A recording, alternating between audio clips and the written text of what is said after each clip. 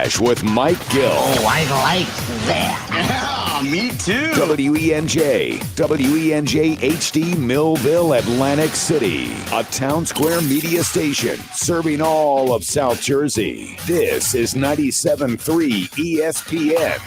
This is the Sports Bash with Mike Gill on 97.3 ESPN. Now, live inside the Matt Black Kia Studios, here's Mike Gill. Here we go on a Wednesday, the Sports Bash Live, 97.3 ESPN, the free mobile app, live video on YouTube, 97.3 ESPN on Twitter. What's going on, everybody? I'm your host, Mike Gill. Josh Henning is producing today's show as we take you till 6 o'clock tonight. Good one for you. Busy day. Mike McGarry from the Press of Atlantic City reacting to Ben Simmons' story. Doc Rivers did the car wash today. He was all over the place trying to recruit Ben Simmons to come back. I have the audio from this morning's KJM. Hope you heard it here on 97.3 ESPN and the free mobile app. And, of course, we will talk to Brian Baldinger. Baldy's here with Baldy's breakdowns of what he saw in the Eagles and the 49ers and what they can do against the Dallas Cowboys. It's Dallas week, everybody. Geoff Mosher, football at 4. The professor, John Clayton, is here. Jeff Kerr as well tonight on the football. On the basketball side of things, Paul Hudrick will talk a little bit more about today's attempt by the Sixers, I guess, to try to put out some fires, at least try to show Ben Simmons that they would like to have him back in Philadelphia. Doc Rivers did KJM this morning. He also did First Take this morning as well. And the message from him was clear. We want Ben Simmons back. We will do everything we can. We have his contract. We would like him back, and we will hope that he is in Philadelphia. So Doc Rivers is out on the town. He is trying to get everything done to show Ben Simmons that, hey, we have you for 4 years. Let's try to fix this thing. It doesn't sound like Doc Rivers is the guy pandering out there to say, well, this, that, and the other thing. No, he's trying to clean up the mess. He's trying to clean up, hey, when asked about the fact that Doc Rivers said that he didn't know if Ben Simmons could be the point guard on a championship team, Doc Rivers is reeling that back by saying, look, that's not what I meant. I said I'm not ready to answer the question right now. So I'll play the audio for you. You guys can hash it all out. 609-403-0973. 609-403-0973. That's how you can text me. You can download the free mobile app, as always, and message us through the free mobile app, thanks to First Bank of Seattle. So get involved that way. And if you're watching the show live, hit us up in the comments section as well, and we will read off those comments throughout the show here on the Sports Bash. The first question that Doc Rivers was asked today on KJM from Jay Will was, your thoughts on Ben Simmons saying he does not plan on playing in Philadelphia again. Here's what head coach Doc Rivers said about that this morning on KJM.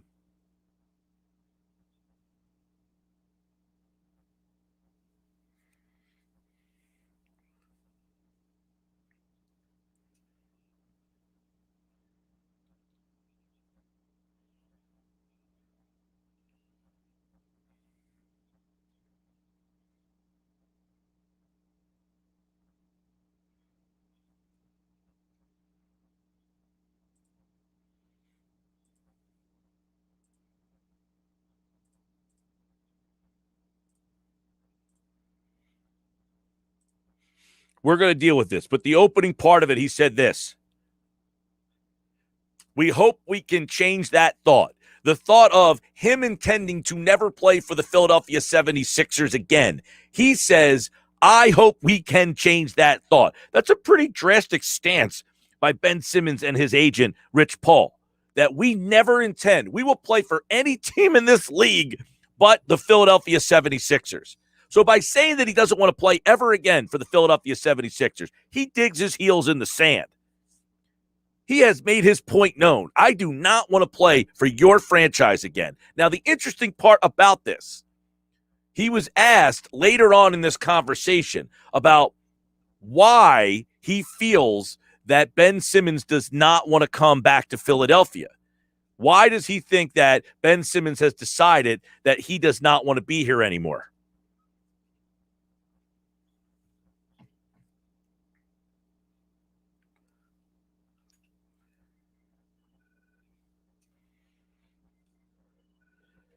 So he's essentially saying what you're hearing out there is not the actual story. Let them put out the narrative of why Ben Simmons doesn't want to be back here. Why? Because Doc Rivers is suggesting, or there has been some suggestions out there, that Ben Simmons doesn't want to play for the Sixers because of Doc Rivers. So Doc Rivers was asked, well, what did they tell you? Because Doc Rivers did confirm today when asked by Keyshawn Johnson whether or not the two sides have met. And he said, yeah, we've met. I mean, we didn't say a whole heck of a lot. We haven't talked all that much, but we have met. So then Jay Will followed up by asking, well, why then does he not want to be here? What is the reason that he has given you for not wanting to be in Philadelphia? And he says, well, I'll let them tell that story, right? I'll let them put out there. That's a little bit more personal. So it makes me wonder if what I said yesterday, and I tweeted out today at Mike Gill Show, that Ben Simmons understands, look, whatever it is, whatever the problem is, whether it's me not shooting, my free throw shooting, I can't guarantee that that's going to improve, and I don't know that I want to go back in front of those fans. Maybe that's the personal part that Doc Rivers is saying they shared with me. I understand what he's saying, but I'll let them put that out there. I'm just, that's just spitball on top of my head. I don't know that Ben Simmons said, hey, Doc Rivers, I think it's what you said, and that's why I don't want to come back here. To me, that sounds asinine. Because as Doc Rivers explained today on KJM, he was asked about the comments that he made regarding Ben Simmons being a championship-level point guard.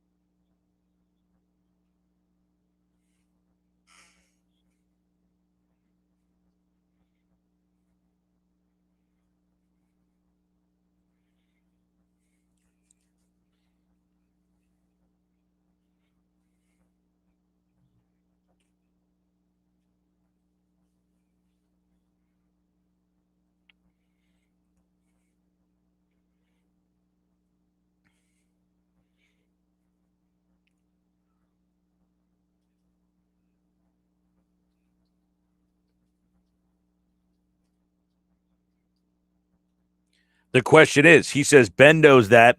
Rich Paul knows that. The question is, do they believe that? 609-403-0973. Hit me up over there. Videos, chats open. Download the free mobile app. Message me through the app. Does Ben Simmons and Rich Paul, do they believe that? Do they believe, because there is some, today Doc Rivers said, well, it was the first question that was asked, and my answer was in such a way to suggest I wasn't really ready to talk about that stuff. Well, one of the Sixers reporters has now gone back and said, well, it really wasn't the first question that was asked. It was like the fifth or sixth question that was asked in that press conference. This is the way that Doc Rivers answered that question from David Murphy of the Philadelphia Daily News.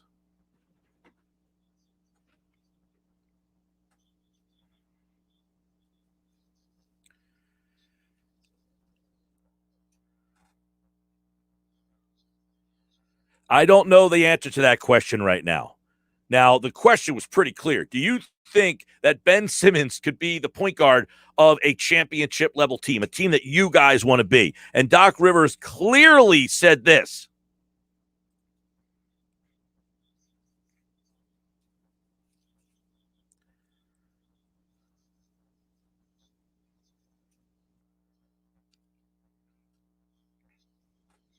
I don't know that question, the answer to that question right now. Now, he's saying that's really not what I meant. I meant that you asked me a question that I just can't answer at this time, not whether or not Ben Simmons not that he can't be it. I'm not prepared to answer the question. Now, the way that it's kind of thrown off a little bit is in the fact that today Doc Rivers suggested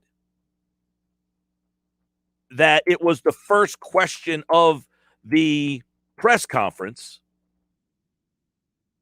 when it really wasn't. I think it was Kyle Neubeck, who covers the Sixers for Philly Voice, who kind of went through the whole press conference and went through who asked the questions when. It was the fifth question of the press conference. And not all those questions pertain to Ben Simmons. Two of them were from Kai Carlin from the USA Today, one from Tom Moore from the Bucks County Courier, one from Marcus Hayes from the Philadelphia Daily News, and then David Murphy asked the question about Ben Simmons. So that's when I go back to, does Ben Simmons and Rich Paul believe what Doc Rivers is saying? Because Doc Rivers suggested, look, have you guys talked? Have you guys had an opportunity to have a conversation this offseason? Have you had any interaction with Ben? He said, not a lot. But the biggest takeaway from all this today is that the Sixers putting Doc Rivers out there are digging their heels in the sand. And they're having their head coach, who essentially is at the forefront of why Ben Simmons doesn't want to be here, according to some reports. Many people believe the reason Ben Simmons doesn't want to be here is because of what Doc Rivers said. Now, Tom Moore tweeted out 20 seconds ago. NBA source tells Tom Moore the Sixers' goal isn't to increase Ben Simmons' trade value by him reporting, but for Simmons to come back and play this season.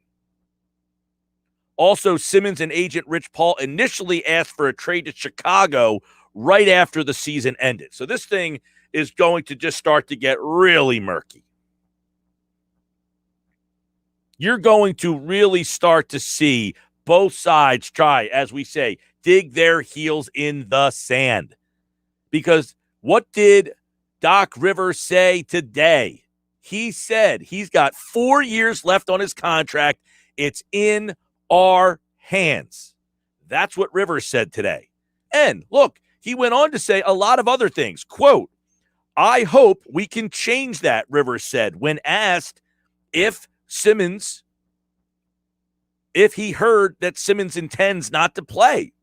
He says, quote, I can tell you up front, we would love to get Ben back. And if we can, we're going to try and do that. He went on to say that they have not had much conversation, but they have had some. He says, I get Ben's feelings. I understand where he's at right now, but we have had some time and we're going to keep trying to work on it to get him in the right place. He went on to say,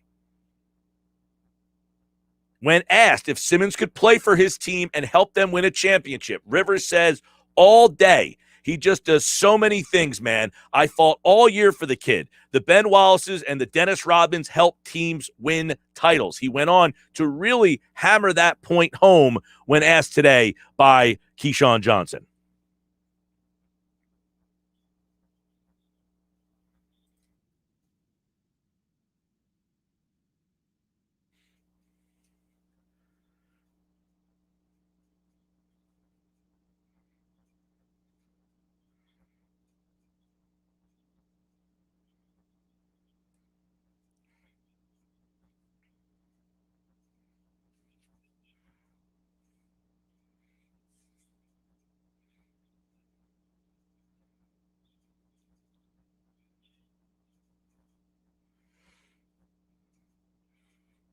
All right, that's Doc Rivers this morning asking about the trade value. And, there's so much in the conversation here. He really went on the whole thing of, what he does so many things. And I fought all year for the kids and that we can absolutely win for him. He said he acknowledges that Simmons could. He actually says, I know that Ben can score way more than he does. Something that I have said. Rivers says the same thing.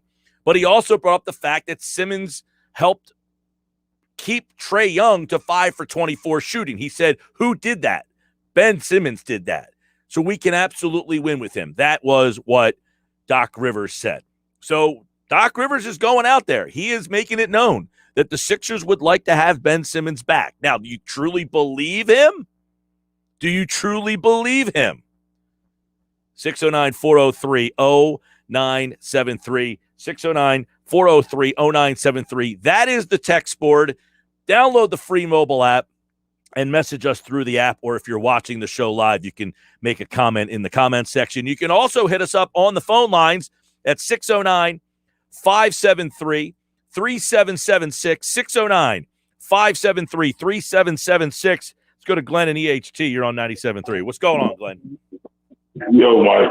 But Doc Rivers now is moonwalking back, just trying to patch stuff up. Are you kidding me? If he would have said, when he was asked the question you guys were talking about was the fifth question, and just said yes, and then Joel Embiid never brought up the fact that he shrunk in a big moment, we wouldn't be going through this. To me, he's checked out. I don't care what goes on. I think Doc Rivers is just towing the company line with all his media appearances.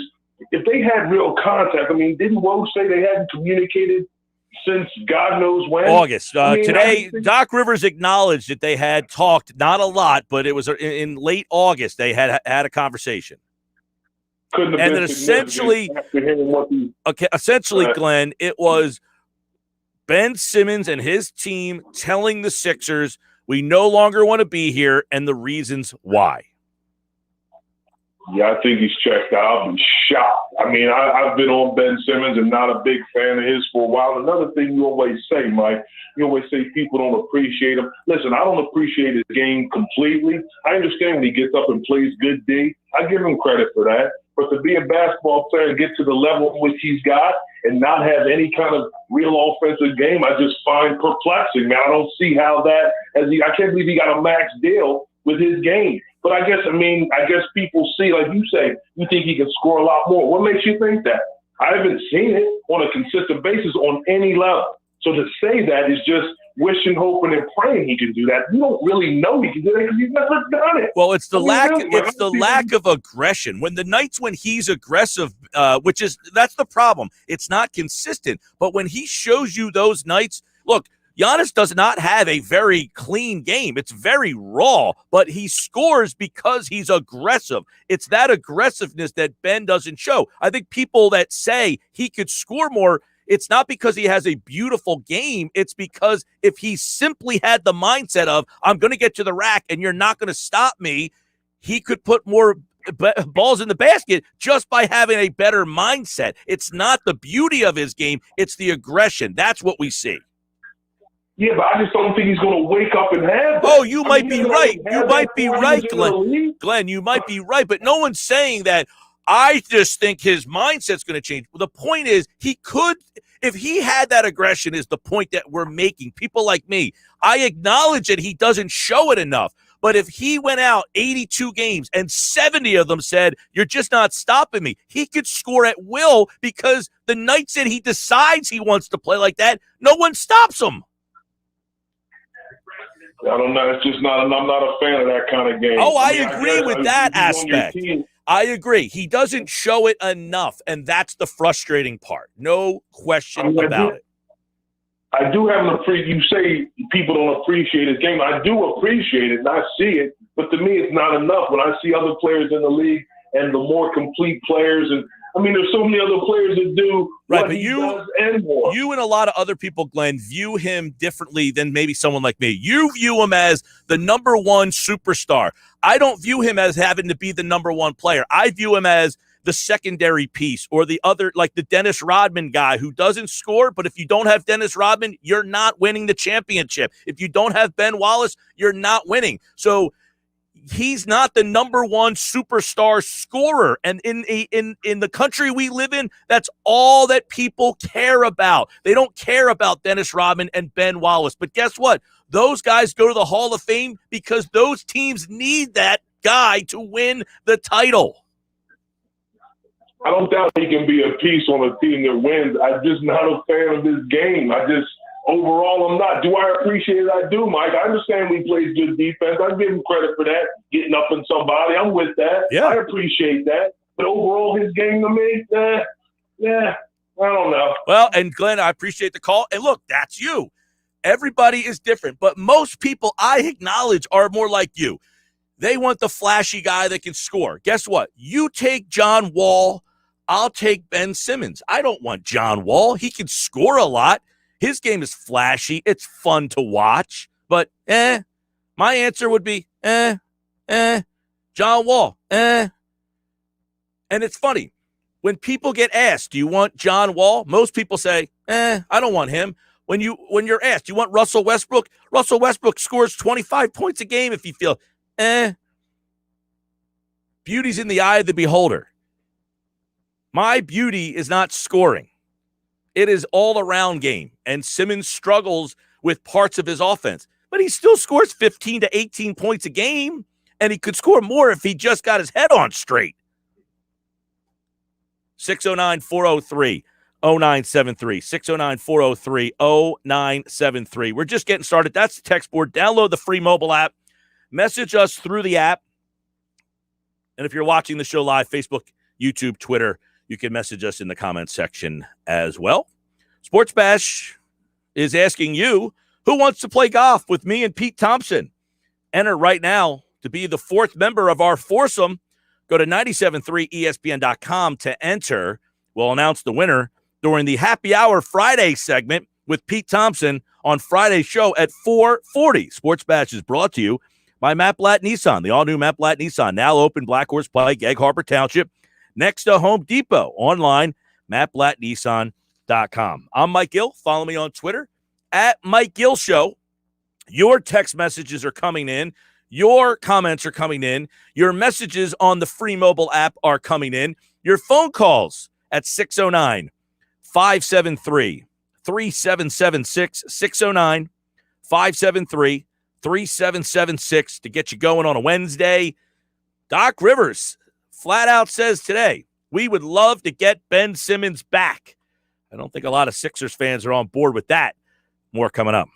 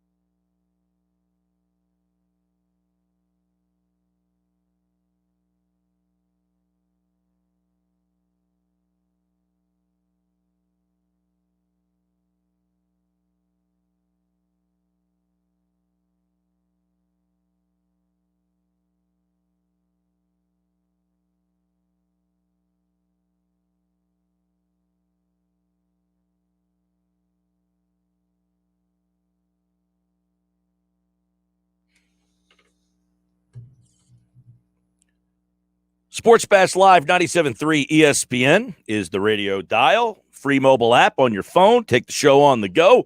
Download the free mobile app in the Apple Store or Google Play. It's free thanks to our friends at First Bank of Sea Isle City. 609-403-0973. 609-403-0973. That's the number for you to text in. You can always message us through the free mobile app. And if you're watching the show live on our YouTube channel, you can message us through there as well. 609-573-3776. 609-573-3776. Mike McGarry, the columnist from the Press of Atlantic City, will join me coming up in about 12 minutes from now. Ben Simmons is not a winning player. He didn't win in college. He hasn't won anything in the NBA. His game has not helped the Sixers get out of the second round, and that's playing with other great players.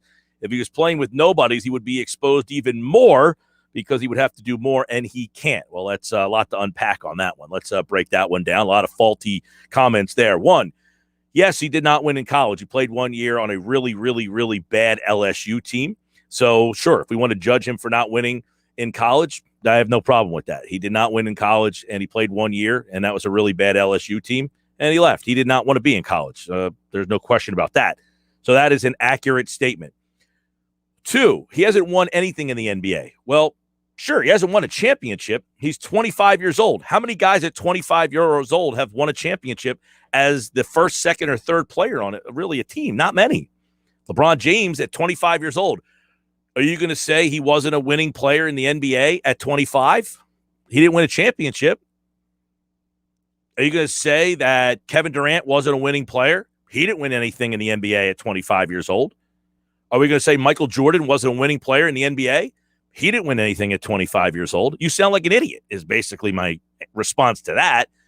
He has not helped the Sixers get out of the second round, and that's playing with other great players. So are those players not great players now? I'm confused because you're now calling those players great players, but those players didn't get out of the second round. Is Joel Embiid not a great player? He hasn't gotten out of the second round. Is Jimmy Butler not a great player? He didn't get out of the second round until he was, 32 years old? Jimmy Butler never won a second-round series until last year or 2 years ago. Is he not a great player?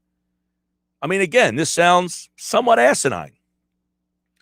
He goes on to say if he was playing with nobodies, he'd be exposed even more, which is kind of interesting because the one time that Ben Simmons played by himself without Joel Embiid, I would pretty much describe the guys he played with as nobodies. Marco Bellinelli, Ersan Ilyasova, Robert Covington. You know what they did? They won 18 games in a row.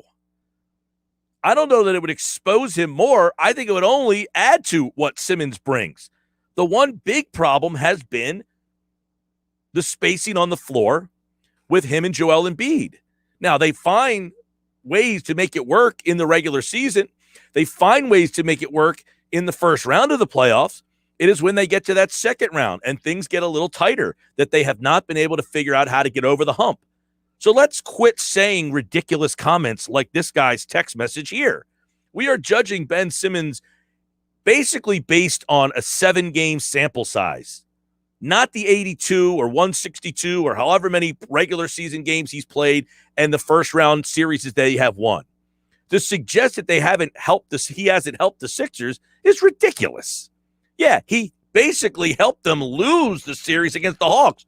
Nobody is disputing he played awful in that series. He was extremely poor in the Hawks series. But everything else you said is off the mark other than he was not a winning player in college. Not a very good team at LSU.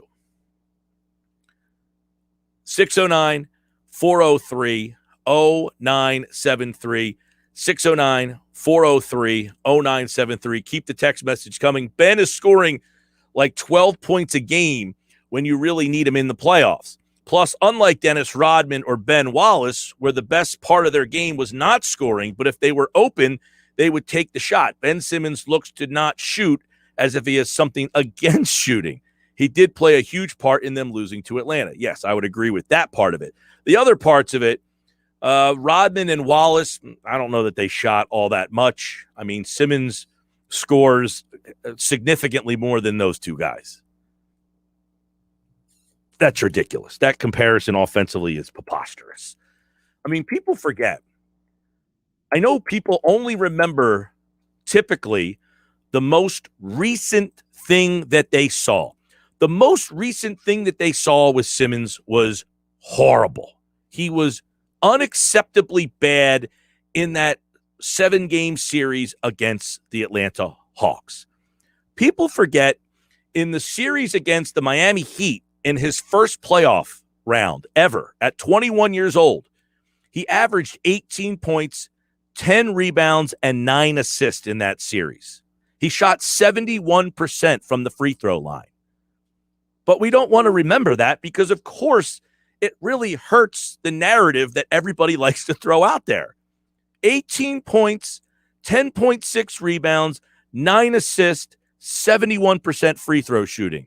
That basically tears up that guy's text message that he plays with a bunch of nobodies. Because he took a bunch of nobodies and essentially led them to a 4-1 series win over the Heat, scoring 18 points, 10 rebounds, 9 assists, 71% from the free throw line. The better question is not this guy can't play. It's, well, how can he get back to being that guy? That's what we should be asking. Right? That's what we should be asking. Why can't he get back, or how can he back to that guy? Look, in the Brooklyn series in 2019, 17 points, 7 rebounds, 7.6 assists. 17 points a game, 18 points a game. People should be asking, okay, can he get back to being that guy?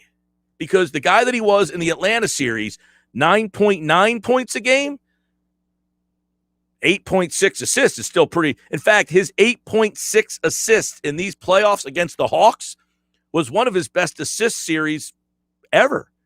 He averaged 9 assists against Washington, and he averaged 9 assists against Miami, and he had 8.6 against Atlanta. 609-403-0973. By the way, Rodman averaged 7 points a game for his career. He only averaged 5 points a game when he played for Chicago. And in the playoffs, he scored 6 points a game, plus he was 54% free throw shooting. So the text message from the other guy, way off the mark. You guys should really do a little bit of research before you hit the send button. I mean, come on. Rodman and Ben Wallace had essentially no offensive game whatsoever. Now, you might say Ben doesn't have much of an offensive game. He still scores. He doesn't have a very polished offensive game. He still scores the ball. I mean, Dennis Rodman didn't take a jump shot. He didn't shoot it. The only thing he got was a tip back, foot back. Ben Wallace, even less. I mean, Ben Wallace was a very, very, very, very limited offensive player. Sports Bash Live, 97.3 ESPN, the free mobile app. Download the mobile app in the Apple Store or Google Play. Mike McGarry coming up on the other side. We'll get his thoughts on where this thing all ends. Did yesterday's announcement that he never intends to play again for the Sixers change his thought process at all? McGarry joins us on the other side. Sports Bash brought to you by your Delaware Valley Acura dealers. For great deals on Acura's award-winning lineup, shop online at DelValAcuraDealers.com. I'm Mike Gill. Follow me on Twitter at Mike Gill Show. Real quick, when it goes to Ben Wallace, he averaged 6.6 points per game with Detroit. He shot 41% from the free throw line with the Pistons. And in the playoffs, he went from 6 points to 7, and his free throw percentage went from 41 to 42. Guess what? They both won the championship with those two guys basically leading the way. Can it be done? Absolutely. Sports Bash Live, 97.3 ESPN. The free mobile app, download it in the Apple Store or Google Play.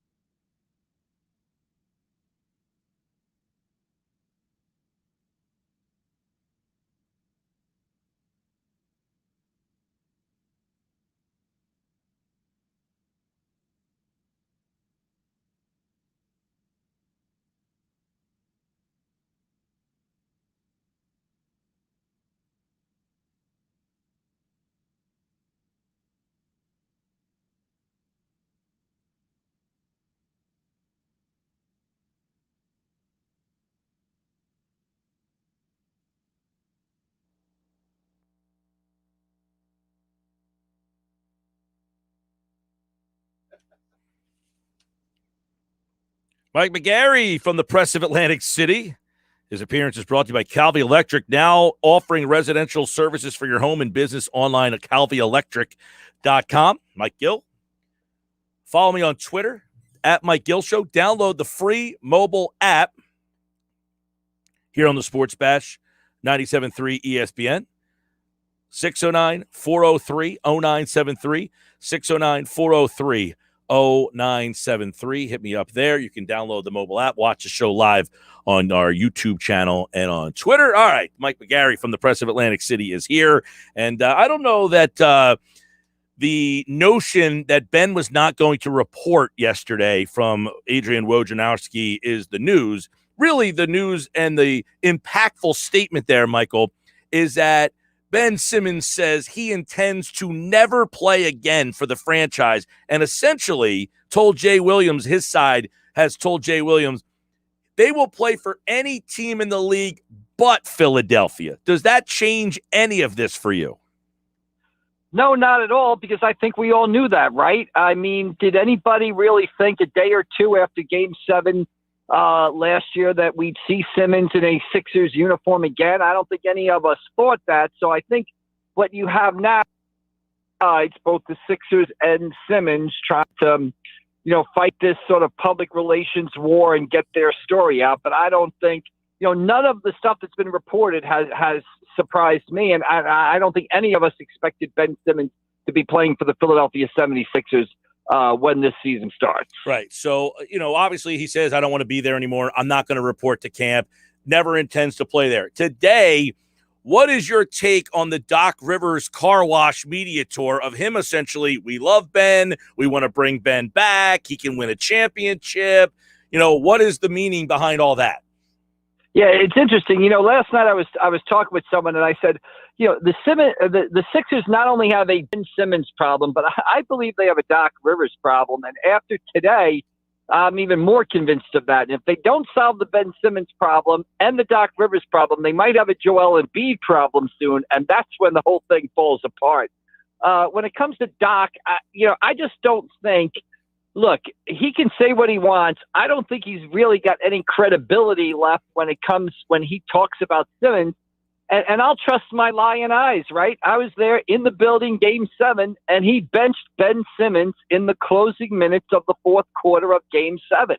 So if you think Ben Simmons is this great player, if you're going to continue to chide the Philadelphia media, if you're going to say you were quote-unquote misrepresented during the Zoom call after Game 7, which he wasn't, okay, that's all fine if, Doc, that makes you feel better. But the truth is, when push came to shove and you wanted to win Game 7, you benched Ben Simmons. And that's what I'm going to go by. I'm going to go by your actions, not your words. All right, Mike McGarry from the Press of Atlantic City. I, too, was at Game 7, and you're right. He did bench him in that moment.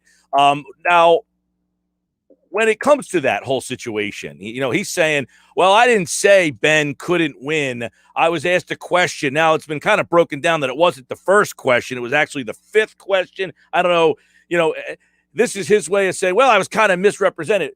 Do you think in Rivers' heart of hearts, he wants Ben Simmons back here? I think he's trying to. He's not going to come out and say this situation isn't going to work and we're going to trade Ben Simmons. Because that would really hurt any negotiations they have with other teams. So I think he's trying to spout a company line, and just in case Simmons does come back, he's still got to have some sort of relationship with the player. And I don't think fans care, if Doc says he was misrepresented. He wasn't misrepresented. Like you said, it wasn't the first question. It wasn't the fifth. He was asked, does he think Ben Simmons could be a point guard for a championship team that the Sixers want to become? And he said, I don't know the answer to that question. He didn't say, well, we just finished Game 7 and I don't want to talk big picture or emotions are raw, so I'm just going to stick to the game. That's what he said. I think he's trying to heal, maybe fix some cracks that exist because, that's what he has to do. He's not going to come out and say, well, you're right. We can't win without Ben Simmons and we're going to trade him. No coach is going to say that. So at this stage, after what you heard yesterday, he never intends to play for the Sixers. in the words of Chris Jericho, again, never, right?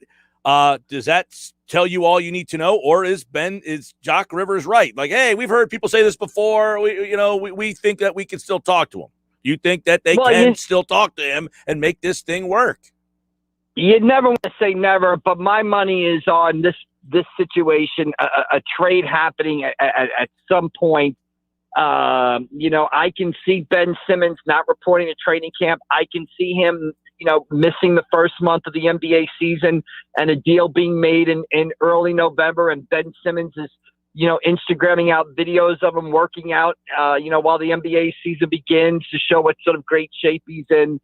I can see it sort of playing out that way. I don't think Ben Simmons will ever play again for the 76ers. I think, if you look at Ben Simmons' past history, he's kind of been headstrong in these situations. And I think when he makes a decision, he sticks to it. And I don't see him going back on this decision. So I can see him actually sitting, the first month of the NBA season or the first 6 weeks of the NBA season, and then making a deal happening. This kind of playing out like James Harden played out, except Simmons is not going to come into camp fat and out of shape and play poorly the first 4 weeks of the NBA season before he gets what he wants. He's just going to sit out. All right. So what do he's got a Doc Rivers said, we have a plan. We got a free throw shooting coach and we got a shooting coach. And, all of that jazz. I mean, he's talking as if like, hey, if we can just kind of convince him to come back, everything's going to be honky dory. I mean, that when he says that sort of insults my intelligence. It should insult everybody's intelligence. You just hired a free throw shooting coach now. I mean, the season starts in a month, right? Training camp starts next week. The time to improve your free throw shooting, the time to get better has passed. So you're going to come out and say, we've got a free throw shooting. And who is this guru that they've hired that is all of us going to turn Ben Simmons into a 60% foul shooting guy? The only thing that Doc Rivers said today that I agree with, 2 points is, I don't think Ben Simmons has to shoot three-pointers to be a successful NBA player. He does, however, have to shoot 60, 65, 70% from the foul line to be a successful NBA player, because that's what took him out of Game 4 or the fourth quarter of the playoff games. That it wasn't his inability to shoot foul shots, or his inability to shoot three-pointers, rather. It was his inability to shoot foul shots. So that has to be fixed. That's the one thing I agree on. The other thing I agree on that Doc Rivers said today was, Ben Simmons did defend Trae Young into 5 for 24 in Game 7. But hey, Doc, while you're talking about that, who was the guy that put Danny Green on Trae Young in Game 1, kept him on Trae Young the entirety of Game 1, even though when it was clear 3 possessions into the game that Green couldn't guard Young, costing Sixers a Game 1 victory and causing to play uphill the entire series.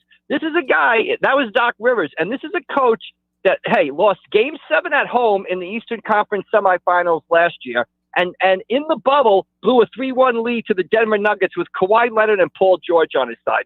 Excuse me for thinking that Doc's credibility right now is not exactly, John Wooden or Red Auerbach level. Interesting points here. And look, the whole coaching thing, that's a whole nother conversation that we can have in the NBA and all that kind of stuff, where how much accountability, because it's the same fan base that thought that Brett Brown was the worst and that Doc Rivers was going to come in here and that was going to change everything. And not much has changed with the way that these games have been lost. So we can kind of go down that road another time. But Doc Rivers says today, Mike McGarry, that he has a 4-year contract. It's in our hands. Who has the leverage? Well, that's the other thing I kind of agree with Doc Rivers there. Maybe that's the third thing I agree with. I'd be interested to see is the NBA going to look at this situation? This guy's got 4 years left on his contract. He's owed $145 million. Is he just going to walk away from all that money? This isn't a guy who's in the final year of his contract or, a year and a half left. That does give the 76ers some absolute leverage. And again, here's my point. If I'm the Sixers, I'm just not trading this guy to get him out of town. I am trading him for a player or players that make the 76ers better. So if Ben Simmons wants to sit, I'd let him sit because, let's face it, with the NBA regular season, if Embiid's healthy with that roster, the Sixers are going to win games in the regular season. I think they're going to be a pretty good regular season team. So if I'm the Sixers, I'm in no rush to trade Ben Simmons just to get him out of town or just to solve this headache. Yeah, that's interesting, because apparently Simmons' side is saying, he's prepared. He understands that if he doesn't report, he might have to sit out the whole season. And apparently his side is suggesting he is ready to sit out the whole year. But is he willing, Mike, to sit out 4 years? Yeah, probably not. And I know there's some stuff with the way he gets paid. I believe he gets 50% of his contract. 50% of his $33 million, I believe he gets by November 1st. I think he gets that before the year. Yeah.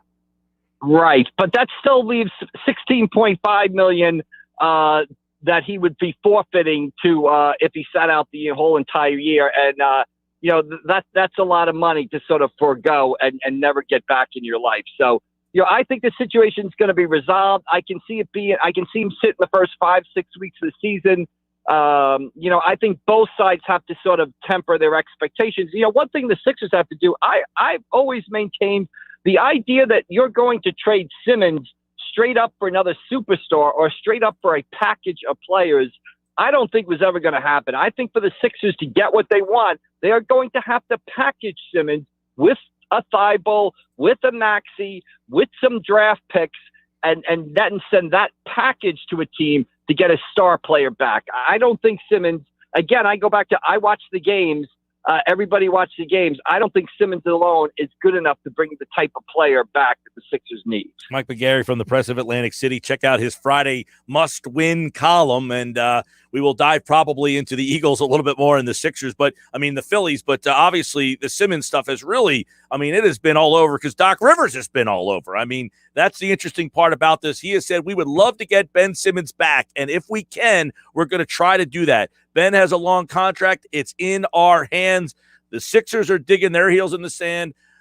The Simmons camp digging their heels in the sand, Mike. The stare down will come to somewhat of resolve maybe Tuesday. We'll find out if Ben shows up. The answer will probably be no. But then the question will be, will the Sixers find him, and how much will they begin to find him? I think that's going to be an interesting storyline too.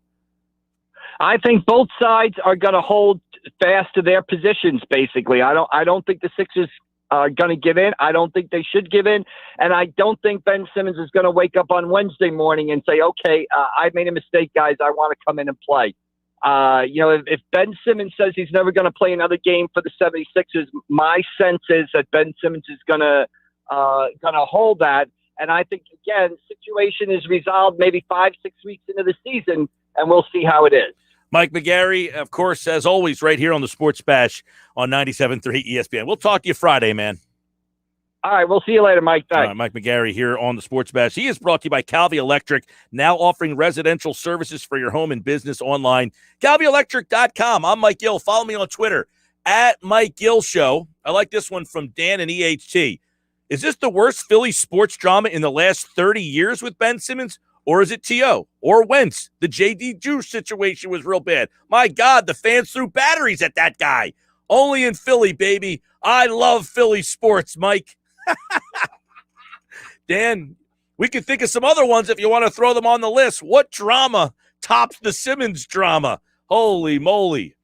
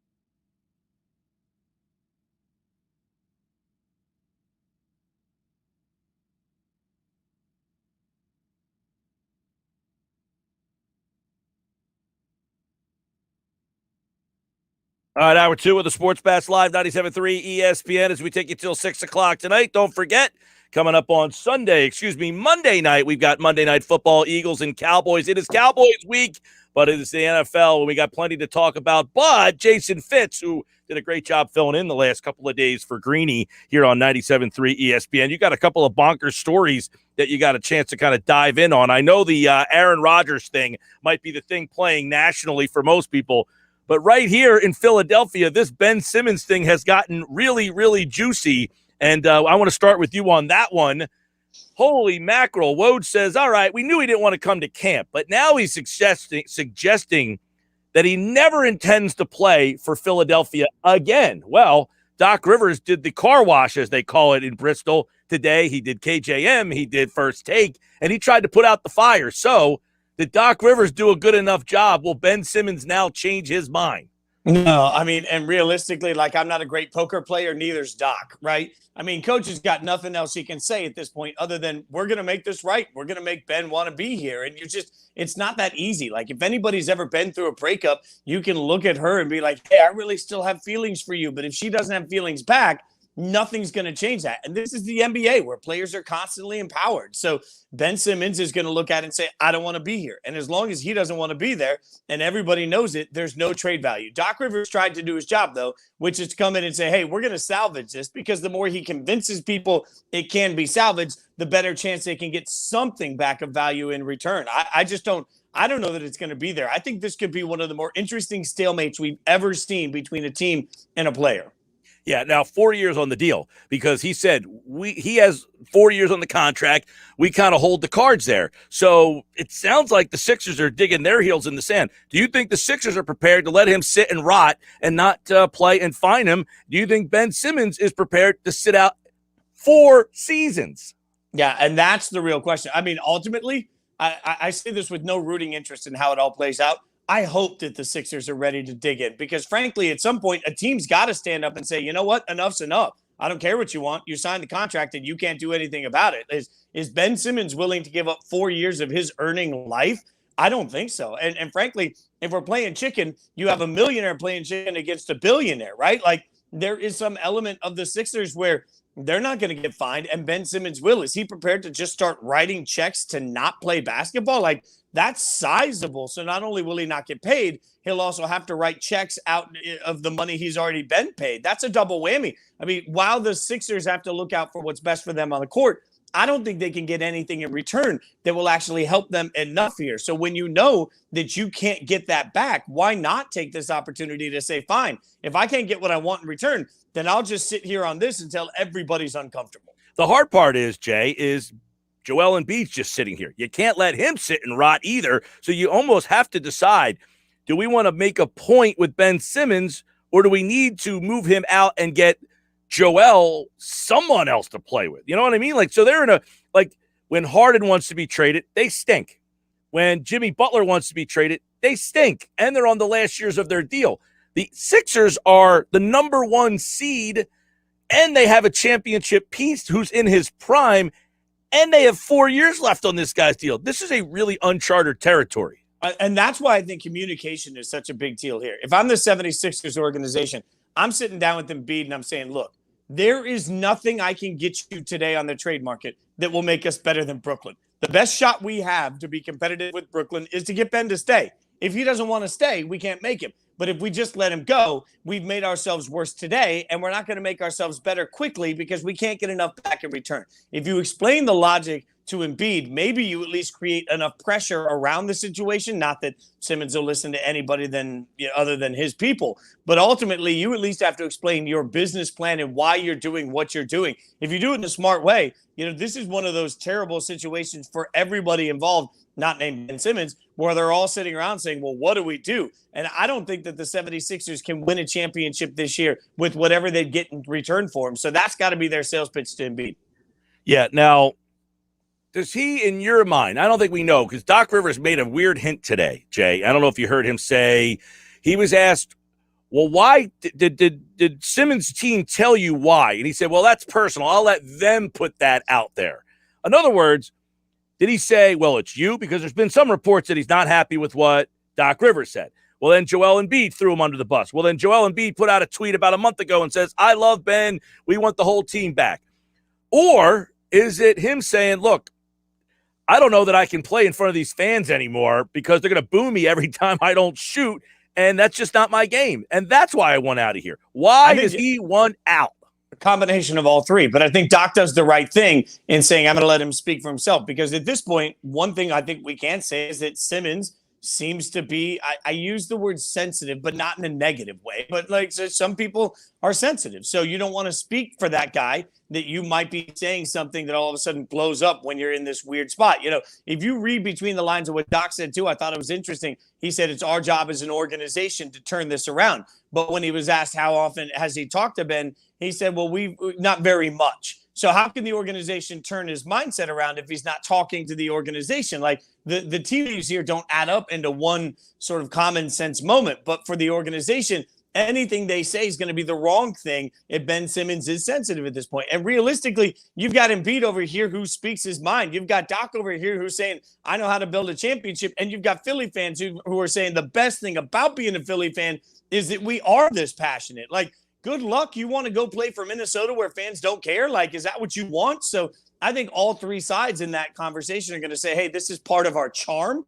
But if you're sensitive to any of it, it's part of why it's not charming to you. Jason Fitz, Spain and Fitz airs on 97.3 ESPN weeknights at 7. He's been filling in for Greeny the last couple of days. Now this is an interesting one because a lot of people think this all started when Doc Rivers was asked if you can win a championship with Ben Simmons as the point guard. And he essentially said, I don't know how to answer that question right now. Well, today he's saying, well, I kind of got taken out of context. I was really saying I don't want to answer questions at this point. I'm not saying that. Well, if you go back and watch that press conference, his doesn't really jive. So how about him trying to spin that today? I mean, so I guess one of the questions I have is, Jay Fitz, do you think Doc Rivers really wants Ben Simmons back? No, I don't. I honestly, I think he told you everything right there. And the frustration that just sort of boiled over in the playoffs from everybody is real. But now what's happened is Ben Simmons or Doc Rivers has looked around and said, wait. I don't think I can win a championship with this guy. But I sure know I can't win a championship if I don't have anybody replacing him. Draft picks for the future doesn't help what they're trying to do right now. So if you're Doc, you got to look at it and say, well, my God, I don't think I can win a championship with him, but I got to have somebody there. So whatever I can do to repair the relationship, I think the only thing Doc should have done there is he should have really fallen on the sword more and said, yeah, that's me saying the wrong thing at the wrong time and let my emotions get the best of me. I think players and everybody around the league respects honesty from guys in that situation. Doc could have come out and been much more transparent about his own failing there. I think it would have helped the situation a little bit. How does Tuesday is when they report. He will obviously not be there. That I think we all can agree on. Do you, Jay Fitz, see Ben Simmons playing for the Sixers this season? Yes, I honestly do. I do, only because, man, that's a lot of money. And I think this is going to go right into the regular season. I think it's going to go deep into the regular season. And then I think we're going to have that realization moment where you suddenly figure out, well, you know what, there's nothing else I can do. I think the Sixers are dug in on this because they know they're in a window and they're going to start however it takes for them to put pressure on Ben Simmons. So the presumption from all of us on air is going to be, well, they'll get this worked out before the trade deadline. I don't know. Barring injury from somewhere else where somebody else decides to be over aggressive, I think Ben Simmons is stuck where he is. Yeah, and I know I think you could say that too, Jay, because of who the president of this team is, Daryl Morey. I almost feel like Ben Simmons is in a stare down with the one guy he doesn't want to be in a stare down with. Yeah, well, and you got to have a few things to be able to handle a stare down with a player. You got to have another star. The Sixers have that, so they know that they can still recruit. You got to have money if you need it, and Philly's never going to struggle to go out and spend money if they need it. So you can fix whatever this right is or this wrong is in free agency in the future. And you've got to have job security and confidence in who you are. And one thing we've seen from Daryl is that he doesn't care what anybody thinks about anything or anybody, right? So he lives in his own world of I know what I'm going to do, and I don't really care what you think about it. And I think Doc does in a lot of ways himself too. So you've got an organization that can dig in. And frankly, the more Ben Simmons sits out, the more the fans are going to be on the organization's side. Like, that's just real in this situation. So They have all of these benefit of the doubt moments that most teams don't have in this exact same scenario. That's why I think this is absolutely all eyes for the entire league will be on this. Other owners, other team presidents are going to look at this and say, is Philly the one that sets the precedent of, hey, don't make us Philly you, because once that's done, it'll change the way players view empowerment. Well, and that's something that has been suggested. Does Adam Silver have to step in and say, look, dude, you signed a 4-year deal. I don't know what to tell you. Yeah, well, and I wouldn't mind it if he did. Where's the line at some point? Otherwise, I'm all for player empowerment. Everybody knows I love players, but I also look at it and say at the end of the day, a team builds itself around the contracts they know they have on the books. And when you're talking about NBA fully guaranteed contracts, you're talking about long-term deals here. Like if you're an organization that's built around this and now he wants out, there is an element of like, cool, people in hell want ice water too. You're not going to get what you want. By the way, is that Michael Myers behind you over there? Yeah, I got Michael Myers and Pennywise from It. The horror movie season's upon me, so I got mannequins in the house. I feel bad for the 4-year-old girl that lives like across the street from me. Her dad's driving around her in a little remote Barbie, and she sees serial killers in my house. It's that season.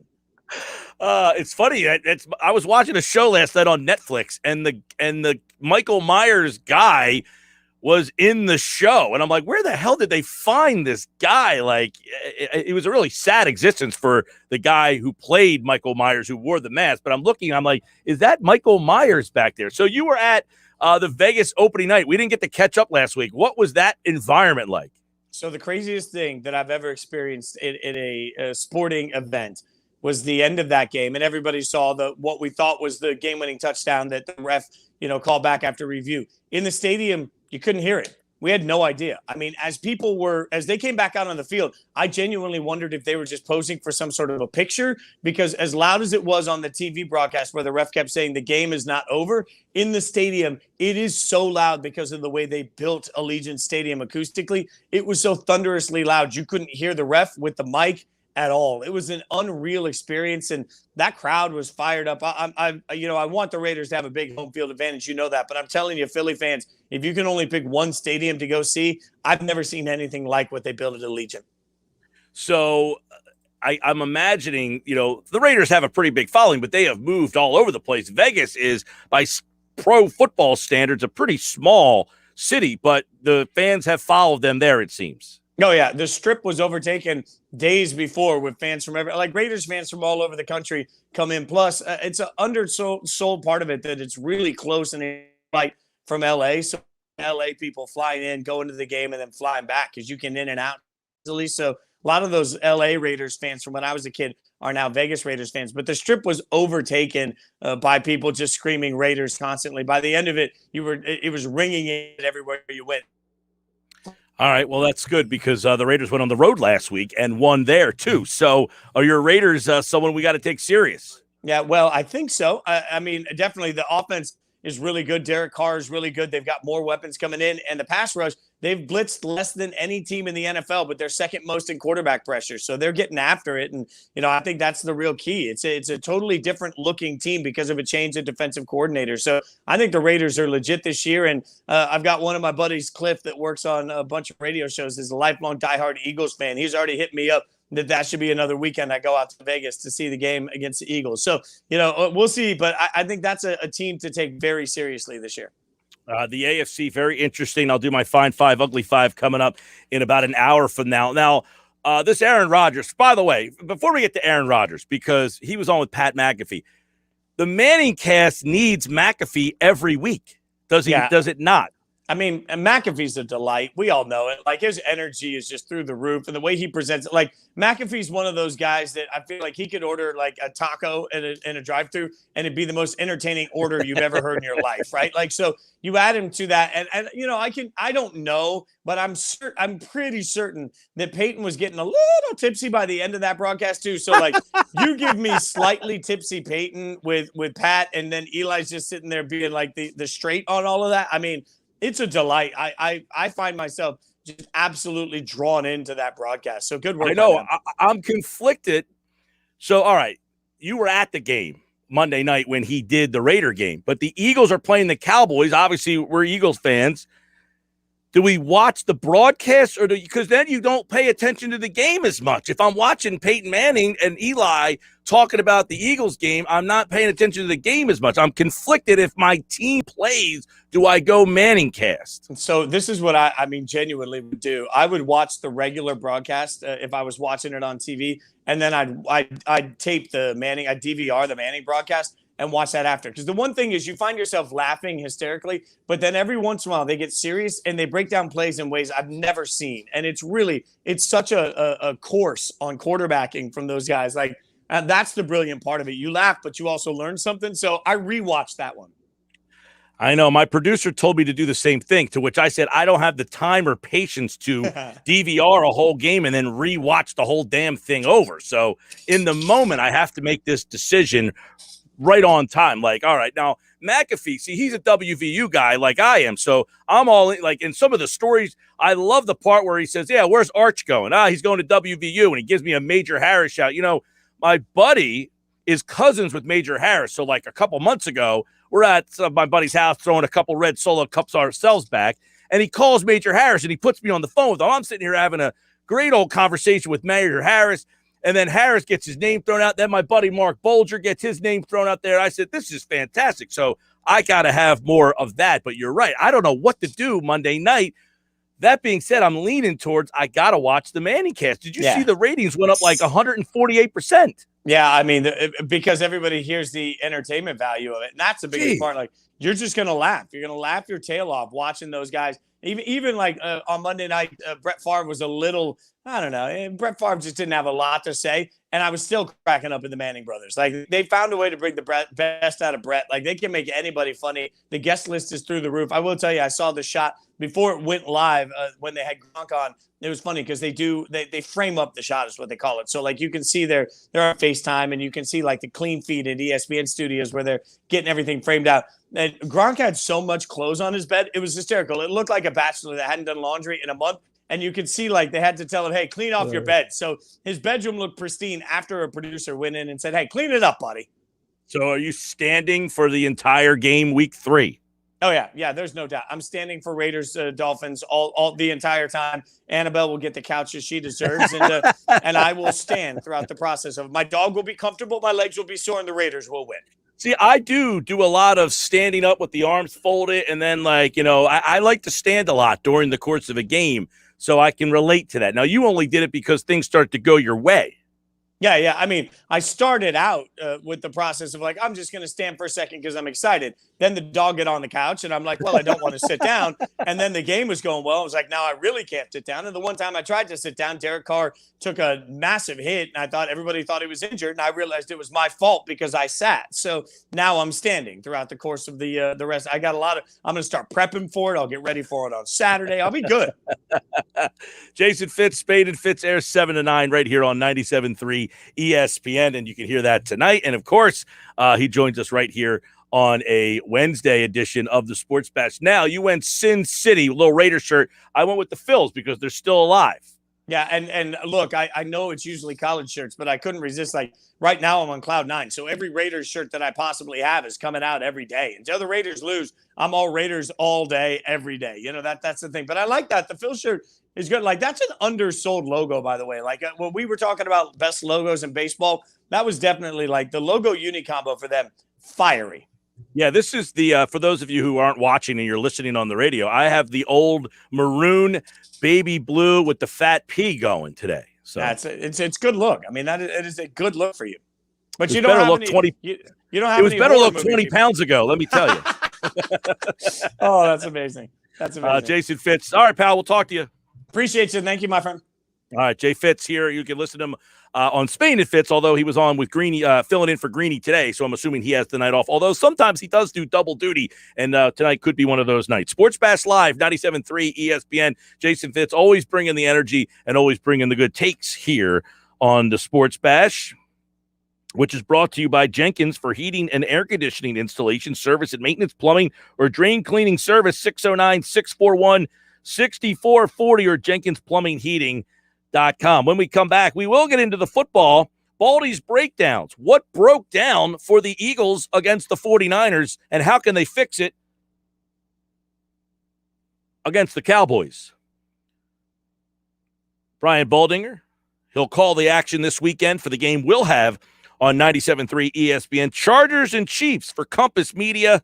And he joins me right here next on the Sports Bash Live on 97.3 ESPN and the free mobile app. Download the app in the Apple Store or Google Play. It's free thanks to First Bank of Sea Isle.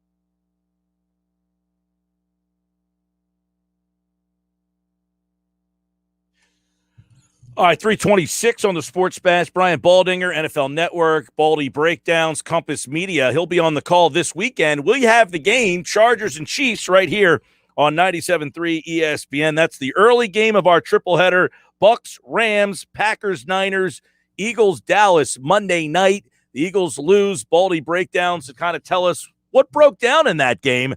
Let's bring him in right now, Brian Baldinger at Baldy Breakdowns. And, of course, he joins us live right here. You can follow him on Twitter at Baldy NFL, hashtag Baldy's Breakdowns. And he's got some interesting breakdowns on Dallas, their defense, which Philly will see. Let's break it down with Baldy right now. Baldy, how you been, pal? I've been good, Mike. I mean, these weeks fly by, but, you know, I spend most of my waking hours in a film room, a dark film room, so I don't really know what's going on out there. But I know what's happening with these 32 teams right now, and that's what I'm really concerned with. Well, let's look at a couple of these teams. In one, Philadelphia, obviously, they get the 91-yard pass. Kind of break down for us what happened in the red zone down there, because that could have changed the game. They could go up 10-0 if they punched that in there. So what did you see in that 4-play sequence that really, I don't want to say bothered you, but that could have been improved? Well, everything bothered me about it. I mean, they got down to the 1-yard line, okay, because of a penalty. So they had first and goal at the 1 after the Quez Watkins 91-yard catch. So they're down there at the 1-yard line. The sequence of plays really don't make any sense. I mean, they try to Philly special on 4th and 3. I mean, Jalen Hurts wasn't looking for the ball. I mean, they ran some plays. I think one was a shovel pass to Zach Ertz, but Jalen didn't flip it, and I'm not sure why he didn't. But they really didn't hatch-win him, and Miles Sanders was sort of like, you know, figuring out who was going to take the ball and who was going to try to run it. And Fred Warner was sitting there. They had a play-action pass to – it looked like the only guy that went out in the route was Zach Ertz, and Fred Warner threw a blanket all over him. He wasn't fooled by anything. Yeah, I mean, the sequence was not good. And, you know, I mean, you can always second-guess all these calls, you know, Mike. I mean, that happens. But really, you know, they pay this offensive line a lot of money. I mean, they're paying both tackles, the center, the right guard before he got hurt. You know, just give it to the offensive line. Let Lane Johnson and Brooks and Sam Allo and Malott, let them go to work. That's when they earn some of that money. You know, knocking these guys off the ball, putting them in the end zone, and give it to Miles Sanders. I mean, I just don't think you need to overthink it and get cute. And they got real cute with it, and I don't think it was necessary. I would agree on that a lot of time. I don't like the design of some of the plays. I mean, obviously, some of them, if they execute. Now, you mentioned in one of your Baldy breakdowns about, you know, you got to make the plays when you have the chances, and they had a chance there. There's also a couple of, you know, the play where Rieger gets pushed out of bounds. And you said when they make the plays, they can go toe-to-toe with most teams. So was that your takeaway from Philadelphia, San Francisco, is that they can go toe-to-toe? They got a real tough schedule coming up. But do they have the talent to hang in with some of these teams? Well, I mean, they have to do everything better. I mean, the 4th play of the game, I mean, they've got Devontae Smith behind the whole defense. And, you know, I mean, Jalen just didn't put enough air under it and kind of hung it up. But I mean, that play was designed to go to the house. And, you know, they missed that. You're not going to dial that play up very often during the game, maybe 2 or 3 times at most. They got one to Quez Watkins, so that's good. But they missed one on the 4th play of the game. I thought there was some loose balls on the ground, Mike, where, you know, like you got to get that. You can't let Alex Mack, a 35-year-old center, you know, beat everybody to the ball. It's out there. It's loose. You know, I thought they had their hands on a couple of footballs. They didn't come down with them defensively. They had a couple opportunities. I mean, they had a 97 and a 92-yard drive against them. Now, they played well defensively, but they gave up a 97 and a 92-yard drive. And, you know, the 92-yard drive was really the nail in the coffin in the game. So, you know, like I think my takeaway, look, it's only September. They got a huge game in Dallas on Monday night that can mean a lot. They got to get a lot better in a lot of areas. You know, the play calling, the execution of the plays, making plays, like all that stuff is there. And if they can do that, I mean, you know, in 2017, nobody thought they'd put a 9-game win streak together. So that's what's out there, is getting that kind of confidence. If this line, now look, Brandon Brooks is a big loss, but they did draft Landon Dickerson. He's going to be a good player. I don't know how long Brandon was lost for, but, you know, if they can stay healthy up front and, losing Brandon Graham's a big loss. But if the rest of the guys can stay healthy, I mean, when they're built strong in the trenches, they got a chance to win a lot of these games. Yeah, you mentioned Dickerson, and obviously a lot of people looking at that Eagles offensive line. They only scored 11 points, but was the 11 points because the line didn't play well? Why only 11 if the offensive line, I think most people thought played pretty well? Well, I mean, they missed a field goal. They didn't score from the one, or it got blocked. Okay. So, I mean, the kick was low. I mean, it didn't look like a good kick to begin with. But, I mean, they left 10 points right there from the 1 yard line, the missed field goal, and a real makeable distance. That's 10 points right there. That puts you into the 20s. It's not great. And I thought they had some other opportunities, So, I mean, there's no reason why this team, even on Monday night against Dallas and a much improved team, there's no reason why they can't be putting up 24 points a game, and if things go real well, why they can't put up more. Baldy, let's go to Dallas, because in some of your Baldy's breakdowns over on Twitter at Baldy NFL, you zoned in on Micah Parsons, and I'm interested to see what his role in this game is on Monday night. And, this is a guy who really played a factor in the game on Sunday against the Chargers. Well, I think he's going to be a factor in every game that he plays. Now, he played exclusively at defensive end last week against the Chargers. But in the three or four preseason games in which he played, and the first game, he was all over the field, and they built the whole defense around him. He was an off-the-ball inside linebacker. He was an outside linebacker, a defensive end, and he was a designated blitzer. He kind of did everything, and he was really good at everything he did. I saw him covering slot receivers across the field. So he's very, very talented. He's got tremendous closing speed. But last week he played exclusively at end. Now, they were without DeMarcus Lawrence, and they were without Randy Gregory. I understand Gregory's going to be fine. So they've got a lot of depth at end, but I don't believe anybody can really do what Micah can do, just because, not that he's the best pass rusher that Lane Johnson or Jordan Mailata are going to see. I mean, they saw a beast last week, but he does create problems because he never stops moving. He plays really hard, and he's very fast. So if you're forced to hold the ball, or your quarterback gets flushed or steps up, that's kind of when he puts it into overdrive. And, people say what they want about him.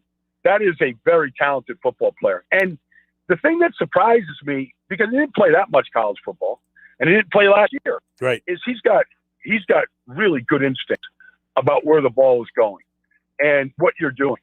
And that's like just football IQ. He's got that. And I think that's one of the reasons why Dan Quinn, the new defense coordinator, said, man, let's give this guy a lot. He's not sitting out there thinking about what he's got to do at all these positions. He's reacting at a very, very good rate. Brian Baldinger will be in Kansas City for Compass Media as the Chargers take on the Kansas City Chiefs. You can hear that game right here on 97.3 ESPN. And Baldy, we saw the Chiefs look vulnerable against the run the other day. Yeah, well, I mean, look, Lamar Jackson can do that to you. I mean, they ran for 250. A lot of them were called passes where he scrambled, but they ran the ball with a bunch of new backs, Tyson Williams and, Latavius Murray. They ran the ball well. And they played a rookie at left guard, and they took the right, they juggled their offensive line. They played a lot better than they did the first week. But the Chiefs are vulnerable to good running teams. They played Cleveland the first week. I mean, these are two really good running football teams. So they're vulnerable. Now, I don't think the Chargers run the ball quite like that, but they don't shy away from it. Austin Eckler's a heck of a football player. But they did get, they got some of the playmakers back. You saw it early, with Tyrann Mathieu, a pick six and had another interception. I mean, those guys didn't play week one against Cleveland, Frank Clark. But they've got playmakers. Like they haven't, but they got a rookie middle linebacker. I mean, they've got a lot of things that aren't right yet that can be exploited for sure. We'll be listening, of course, Baldy on the call for Compass Media. That's at 1 o'clock on Sunday, followed by Bucks, Rams, Packers, 49ers. We got a big triple header. You'll get to hear Mahomes, Brady, and Aaron Rodgers all on Sunday right here on 97.3 ESPN. Brian Baldinger, follow him at Baldy NFL and use the hashtag Baldy's Breakdowns for what he saw on Sunday. We'll let you get back in the cave and take a look at the tape, Baldy. Appreciate it, man. Thanks, Mike. Yep, anytime. You got it, Brian Baldinger here on the Sports Bash, and the Sports Bash is brought to you by Matt Blatt Kia. They want to get you approved today. Matt Blatt, 6211 Black Horse Pike in Egg Harbor Township. When we return, our old buddy Paul Hudrick, he's over at Liberty Ballers now. He covered the Sixers for us on 97.3 ESPN.com last year. He's got some interesting takes from Doc Rivers' appearances across the national media landscape today. Find out what he thinks about Ben Simmons' future in Philly. You might be surprised what he says when he joins me next.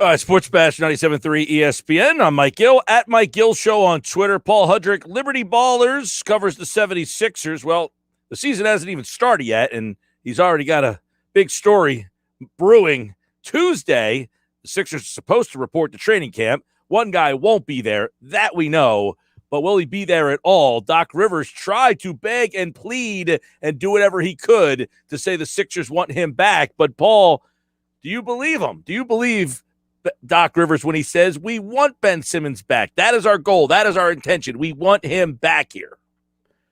Yeah, I mean, I believe it from the standpoint of they want him back either because, I mean, from basically what I've been told is they're not going to make a trade for Ben. They're not going to trade Ben Simmons just to trade Ben Simmons. If they're going to do that, they're going to make a move that benefits them, and a move that benefits them right now in order to become a title contender. So whether it's posturing or whether it's genuine, Doc Rivers, I think that was the right message. It's we want him back because that's what they're looking at. They're looking at it as all the trades, all the speculation, all the reports that are out there. None of those packages make us better than if we just bring Ben Simmons back. So between those two options, the better option in their eyes is to bring him back. So I do think there was some genuine sentiment there with Doc Rivers as far as that goes. With that said, I personally still stand by that. I think it behooves everyone for Ben Simmons to come back, whether that is with the intention to trade him and grant his wish or to bring him back, because I think I kind of agree with the Sixers sentiment of I don't know that I love the idea of a step trade because I don't know. If you're trying to win now, that's a risky thing. I mean, it could work out, but it might not. So whether Doc Rivers' appearance today on First Take was genuine or whether that was just posturing, I think from that perspective, I think he handled that well. He also did ESPN Radio Morning today, and a lot of the things he said were very similar, but the audio that, from what I heard, was slightly different. But one of the things was, hey, can you win a championship with Ben Simmons? He says all day, absolutely, which is a big change from where he left it. Now, he is suggesting that he was being misrepresented in that Game 7 when he was asked, by who asked the question? David Murphy, right. Can you win a championship? And he says, I don't know how to answer that right now. Now, he's suggesting, look, it was the first question, and I just was saying, yada, yada. That's not really accurate. Today, he's saying all day, we can win with Ben Simmons. So the messaging is, hey, Ben, yes, we can win with you here. So that was the one thing that, you kind of felt like Doc was trying to spin this in that, hey, it's the media that's against you. It's not the Sixers that are against you. Yeah, and that's the part that really confused me. So when David Murphy asked the question, he asked him, can Ben Simmons be a championship? Can he be a point guard on a championship contender like you want to be? And Doc Rivers at that point said, I don't know. That's what he said. He said, I don't know the answer to that. And let's be realistic, Mike. In a city like Philadelphia, anything other than yes was going to get a response, was going to get a reaction from the fan base, from the media. That's just the reality of it. For him today to say that we misrepresented him and that we went with narratives, no. I mean, I tweeted out what he said when he said it. Then, when they did the exit interview and Doc Rivers said, hey, I met with Ben. It went well. I'm still bullish on Ben Simmons. I reported that as well. I tweeted that as well. So it's not as if I decided or anybody in the media decided, this is what the quote that. No, it's the reaction of the fan base was to the initial comment he made about Ben Simmons. Now, if he wants to say that comment was blown out of proportion, that characterization I agree with, because I do think it was blown out of proportion. I don't think what he said was that big of a deal. And the sentiment that he shared today, I think, is a fair one. Can we win with Ben Simmons? Yes, we can win with Ben Simmons. Can we win with him as the point guard? I think that's a different question. And I think that was a fair response because I don't know either, because he hasn't proven that he can do that. But can Ben Simmons be a part of a championship team? Yeah, of course he can. Ben Simmons is a really talented player that does a lot of things really, really well. Can he be the point guard? I don't know. So what I took issue with, Mike, was him saying that he got misrepresented, because I don't think he did. I think he said what he said, and that was out there. I have defended him that I do think some people have taken those comments and blown them out of proportion. But to say he got misrepresented, I don't think that's fair. Yeah, because it's almost like, and this is the interesting part. He said, he was asked by Keyshawn Johnson this morning, hey, have you met with them? And he said, yeah, not much. We've had some conversations. He says, I get his feelings. I understand where he's at right now, but we have had some time and we're going to keep trying to work on it to get him to the right place. So he's saying he acknowledged we haven't talked to them much. He told us why he was unhappy. Then he was followed up by saying, well, why is he unhappy? He said, well, I'll let them tell you why he's unhappy. There's been a lot of narrative that Doc Rivers is the reason that he's unhappy. So I don't know. I mean, is, in your opinion, Ben Simmons not wanting to be in Philadelphia, number one, because he does not want to play for Doc Rivers? Because the wording from Woj yesterday is that he intends to never play in Philly, and he told Jay Williams, or his Rich Paul did, that he will play for any team in the league except for Philadelphia, which is a little different from what we've been hearing as well, is that, he doesn't really want to go here and he doesn't really want to go there. No, he's saying, I will play anywhere but there. I don't think you can blame it solely on Doc Rivers. It seems like a culmination of things. And, to kind of cite that Woj report from yesterday, it seems like it was, yes, did that comment from Doc Rivers have an impact? Yes, I think in Ben's, even though I think that's kind of silly personally, I do think that was part of it. I think Joel Embiid's comment was definitely part of it as well. I think the fact that he was in the James Harden rumors, despite the fact that I think at the time Ben Simmons seemed to handle that very well. As a human being, I'm sure it bothered him a little bit. I'm sure there is a feeling that of, man, does this organization really want me? Do they really believe in me? Granted, it's a fair thing for the organization to feel after what we just witnessed in the playoffs. It's a fair opinion of them to have, but I do get the sentiment of you don't want to work for a place. You don't want to be at a place that doesn't want you. And some of the Sixers actions have shown that perhaps they are interested in moving on. Clearly, the majority of the fan base is ready to move on. I think that's apparent. So I don't think it's just Doc. I think it is a culmination of many things that have gotten us to this point. I know Tom Moore just reported that that basically Ben requested this trade right after the season ended, right after Game 7, like a few days at that meeting that the Sixers brass had with Rich Paul. At that point, Ben Simmons had requested a trade. So if that's the case, he had his mind made up pretty early on that he wanted out. And I had to think all of it was a factor. I don't think it was just one thing. All right. He has 4 years left on the deal. Doc Rivers says we have his contract. We kind of have that going for us. I mean, essentially the comment that he made was he's got 4 years left on the contract. It's in our hands. The Simmons side has said we understand the ramifications. It's going to sit out a whole season or potentially multiple seasons. Do you see that happening? No. I mean, I don't. I can't imagine a scenario where a 25-year-old basketball player so badly wants out of a place that he's willing to just not play at all. Because that would be so unprecedented, really in any sport. But I mean, in the NBA, you look at recent kind of holdouts, recent like ugly situations. Jimmy Butler, James Harden, both of those guys in really different situations with their contracts and with the teams they were surrounded by in age and all that. And even those guys, they showed up to camp and they played in regular season games. They made it really uncomfortable for their teams, but they showed up. Even going back to like Anthony Davis in New Orleans, when he was coming back from the injury, he kind of picked and choose when he wanted to play, but he played. He showed up to camp and he played in games. So it's really hard for me to see a scenario again where a 25-year-old player, so in the prime of his career, decides that he's just not going to play games. It's definitely a game of chicken, and I don't know who's going to blink first. Whether that's Ben Simmons just getting to a point where he, I don't know how long he's gonna sit out, but like if he sits out multiple games into the regular season, does that benefit him? I don't know. And if you're the Sixers, say what you want about Ben Simmons, it's going to hurt not having Ben Simmons or not having assets that you're getting in return for him. And that's going to hurt you on the court immediately. So it's kind of an ugly game of chicken. And right now, like to me, Mike, nobody's winning. No, I mean, like you who almost, if wins you're the right Sixers, though, Paul, I mean, you almost have to, he doesn't show up, you start finding him, he doesn't play. You got to hope that there's a team out there that absence makes the heart grow fonder, and they say, we remember the great Ben Simmons. Our team is missing that piece right now.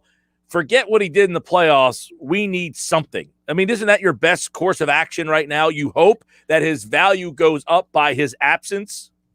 Yeah, I think it's like this too, Mike. I think the reason why Daryl Morey is where he is that he is like maniacally patient, and like all of us are like, yeah, just get it done, because we're all tired of talking about it. We're all tired of seeing the reports. We're all tired of the rumors. But the reality is, if you're an NBA executive, you have to be patient in a situation like this if you want to get the proper value in return. So if that's their ultimate goal, is we still want to trade Ben Simmons, but we want to wait it out because we want to because the thing is, Mike, so much changes. Like, look, right before we started talking, the Timberwolves fired Gershon Rosas, their president of basketball operations. That's a team that's been heavily linked to Ben Simmons and all now along. reported to be interested in Elton Brand. And that's so things change in an instant in the NBA. They're changing every day. So we can sit here and say, oh man, maybe Daryl Morey maybe he waits till the trade deadline. We don't know.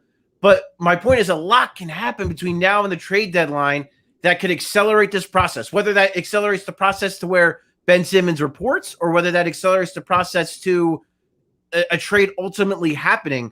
I think Daryl Morey is going to just be patient. He is going to wait this out. He's not going to be bullied. He's not going to be pressured. Which I agree with. Paul Hudrick, Liberty Ballers at Paul Hudrick.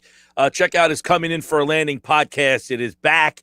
And by the way, another thing, we don't have time, but Doc Rivers went on today about, look, we don't need him to score. Yes, he needs to shoot better free throws. We hire a free throw shooting coach. But he went on to say, like, he fell short of calling him a treasure, but he said he's amazing. I don't know why people care about his scoring. He compared him to Ben Wallace and Dennis Rodman and the impact that they had on championship teams. So Doc did go way out again to say, look, I've defended this kid all the way through. So the Sixers have put their heels in the sand. Ben Simmons' team, they have put their heels in the sand. Who blinks? Find out Tuesday. Paul Hudrick, LibertyBallers.com. Thanks, Paul. Anytime, Mike. There he is. Paul Hudrick, of course, here on the Sports Bash, covers the Sixers, and we'll talk to Paul throughout the Sixers season, which starts on Tuesday when training camp opens. We'll have Inside the Sixers coverage, and we'll have details on that coming up on the Sports Bash Live on 97.3 ESPN and the free mobile app. You can get Sixers coverage, Eagles coverage, Phillies and Flyers, all of it over at 97.3 ESPN.com and the free mobile app. Download the app in the Apple Store or Google Play and get all the coverage from our team of insiders. I think the one thing with this Ben Simmons thing that has kind of not been talked about enough is what Paul just brought up, how fast things can change. We just saw Gershon Rosas get fired by the Timberwolves, where the Timberwolves were a team that did have interest in Ben Simmons. Who goes there? The Golden State Warriors. Their ownership group has just come out and said, he doesn't fit what we're trying to do. Back with more Sports Bash football at 4. Geoff Mosher's here next.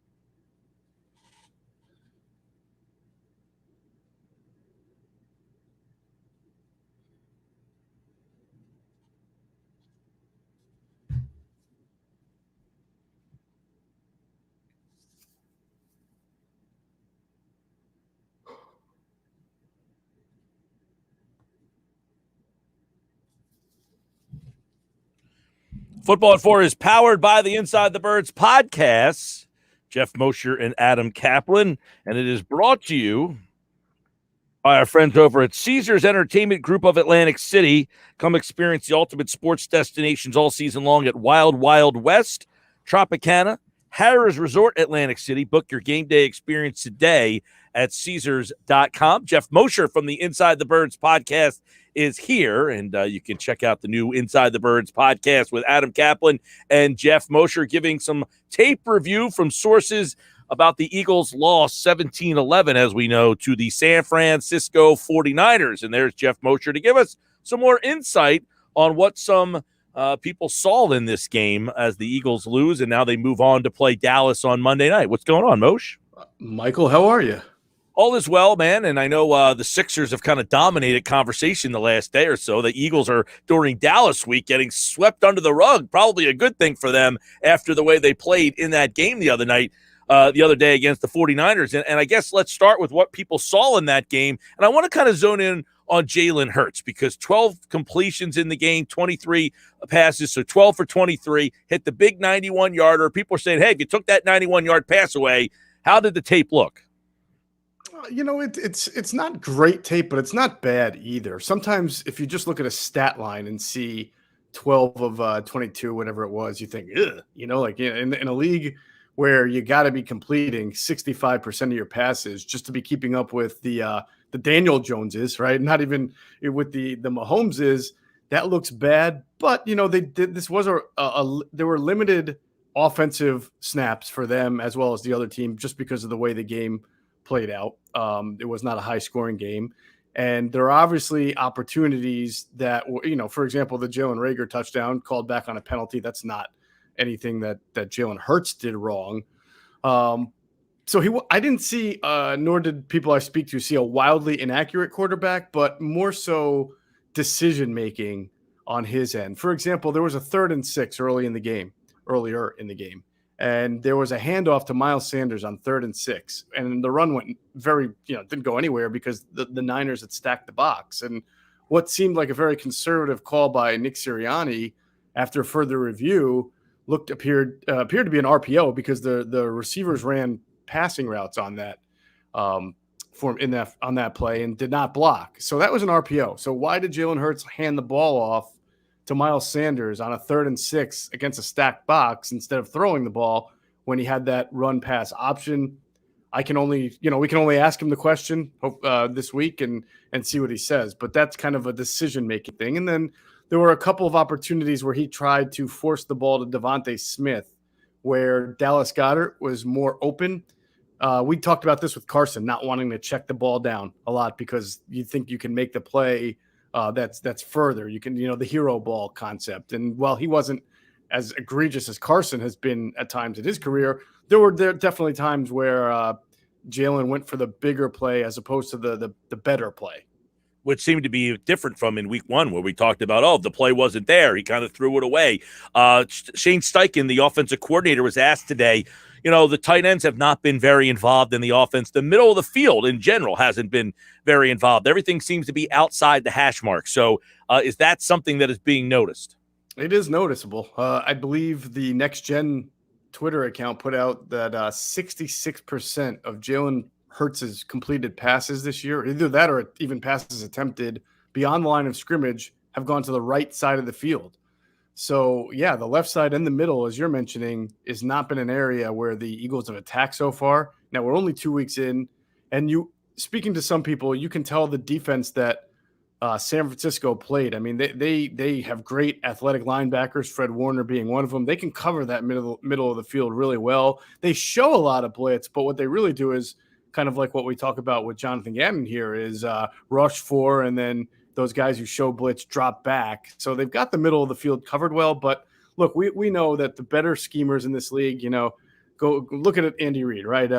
Travis Kelce and Tyreek Hill. We know the defenses are going to try to take them out every week, but yet they get the ball in the hands of those two guys every week and still get production.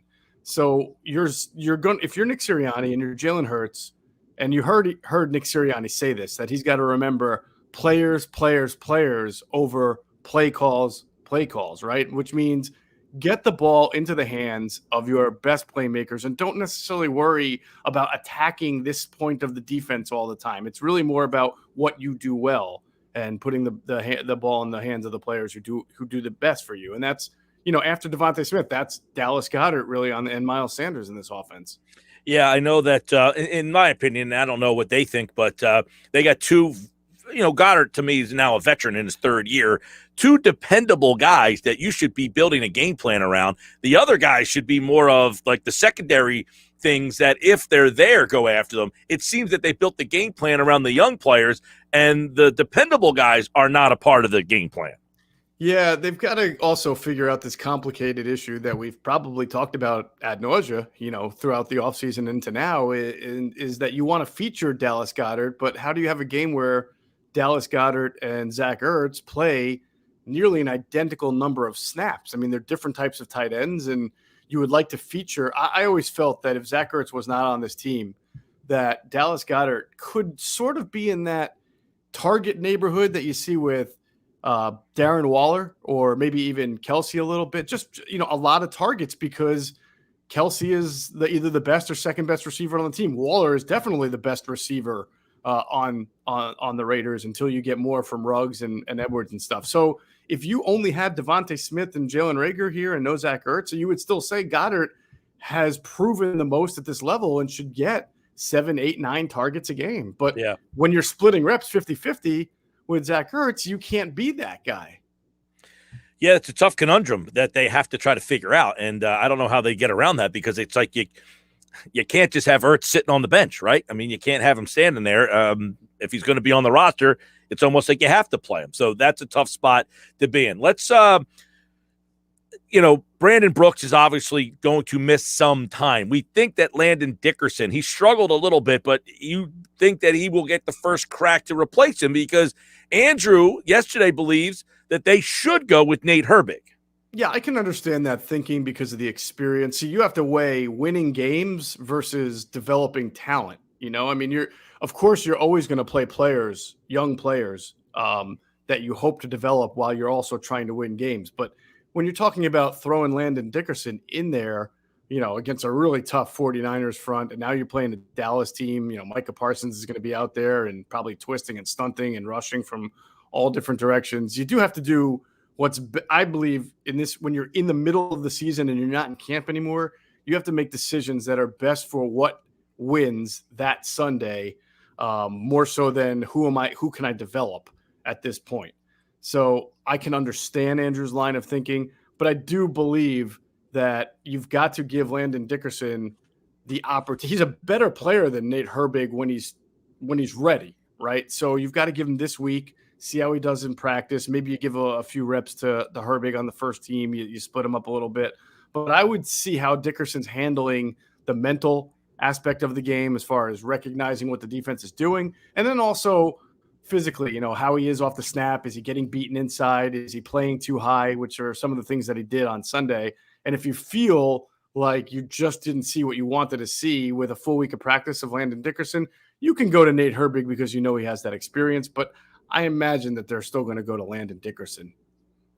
We're talking with Geoff Mosher, football at 4 here. Eagles getting ready for the Dallas Cowboys, obviously. On the defensive side of the ball, we had Baldy on last hour, and he talked about, those 2 long drives that the Dallas Cowboys had in that game. They've only given up 23 points. They gave up 17 last week, so it's hard to have a bone to pick with the defense. But looking back at the game, is there any bone to pick with the defense?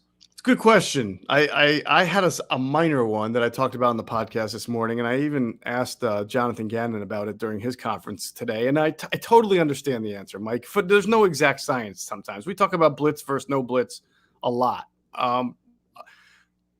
You'll talk to some coaches, and they'll tell you, look, if you have a team that's marching down, 97 yards on you like the Niners did, or 80, what was the other one, 85 yards, that means 95 and 87. 95 and 87. That means they're developing a rhythm and they're starting to get comfortable and they're starting to dictate what they want to do. And when that happens, it's kind of on you as a coordinator, defense coordinator, to figure out how to get them uncomfortable again. And if it's not the 4-man rush, then you may have to consider sending a few extra guys on third down, really challenging the quarterback and making him see something he hasn't seen before. But when you do that, Mike, as you know, if you're going to do that, you're going to also leave your guys open in some one-on-one situations that might not be favorable as well. And it's hard for a team to work the ball down the field 12, 13, 14, 15 plays, 85, 90 yards without turning the ball over. So Jonathan Gannon's in the middle of this all thinking, I am getting a good front four rush. We've seen Garoppolo be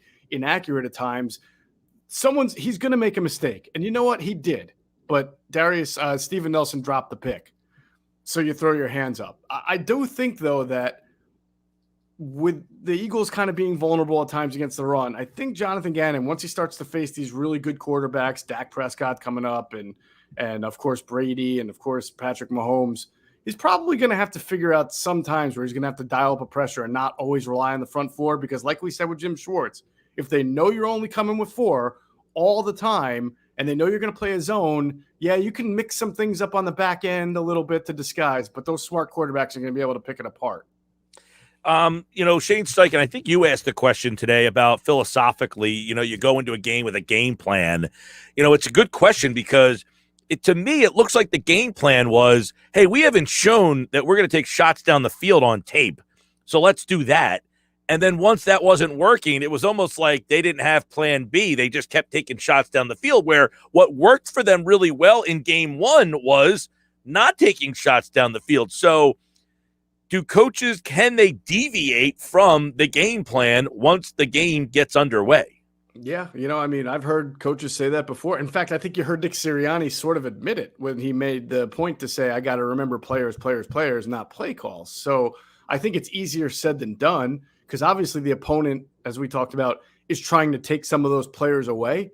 And it's not like coaches don't go into each week drawing red circles around certain players that you want to attack, but you can tend to lose sight of that, trying to attack a weakness instead of doing what you do best and what your strength is best. So that's why I asked Shane Steichen about that question. And he said what I thought he would say, which is, as an offense, you really should do what you do best and then just incorporate where your defense's weaknesses are. But sometimes they're not always hand in hand. And I think you saw that over the weekend, where their weakness was going to be on the outsides with those cornerbacks, but that might not have been the strength of the Eagles to just attack from down the lines.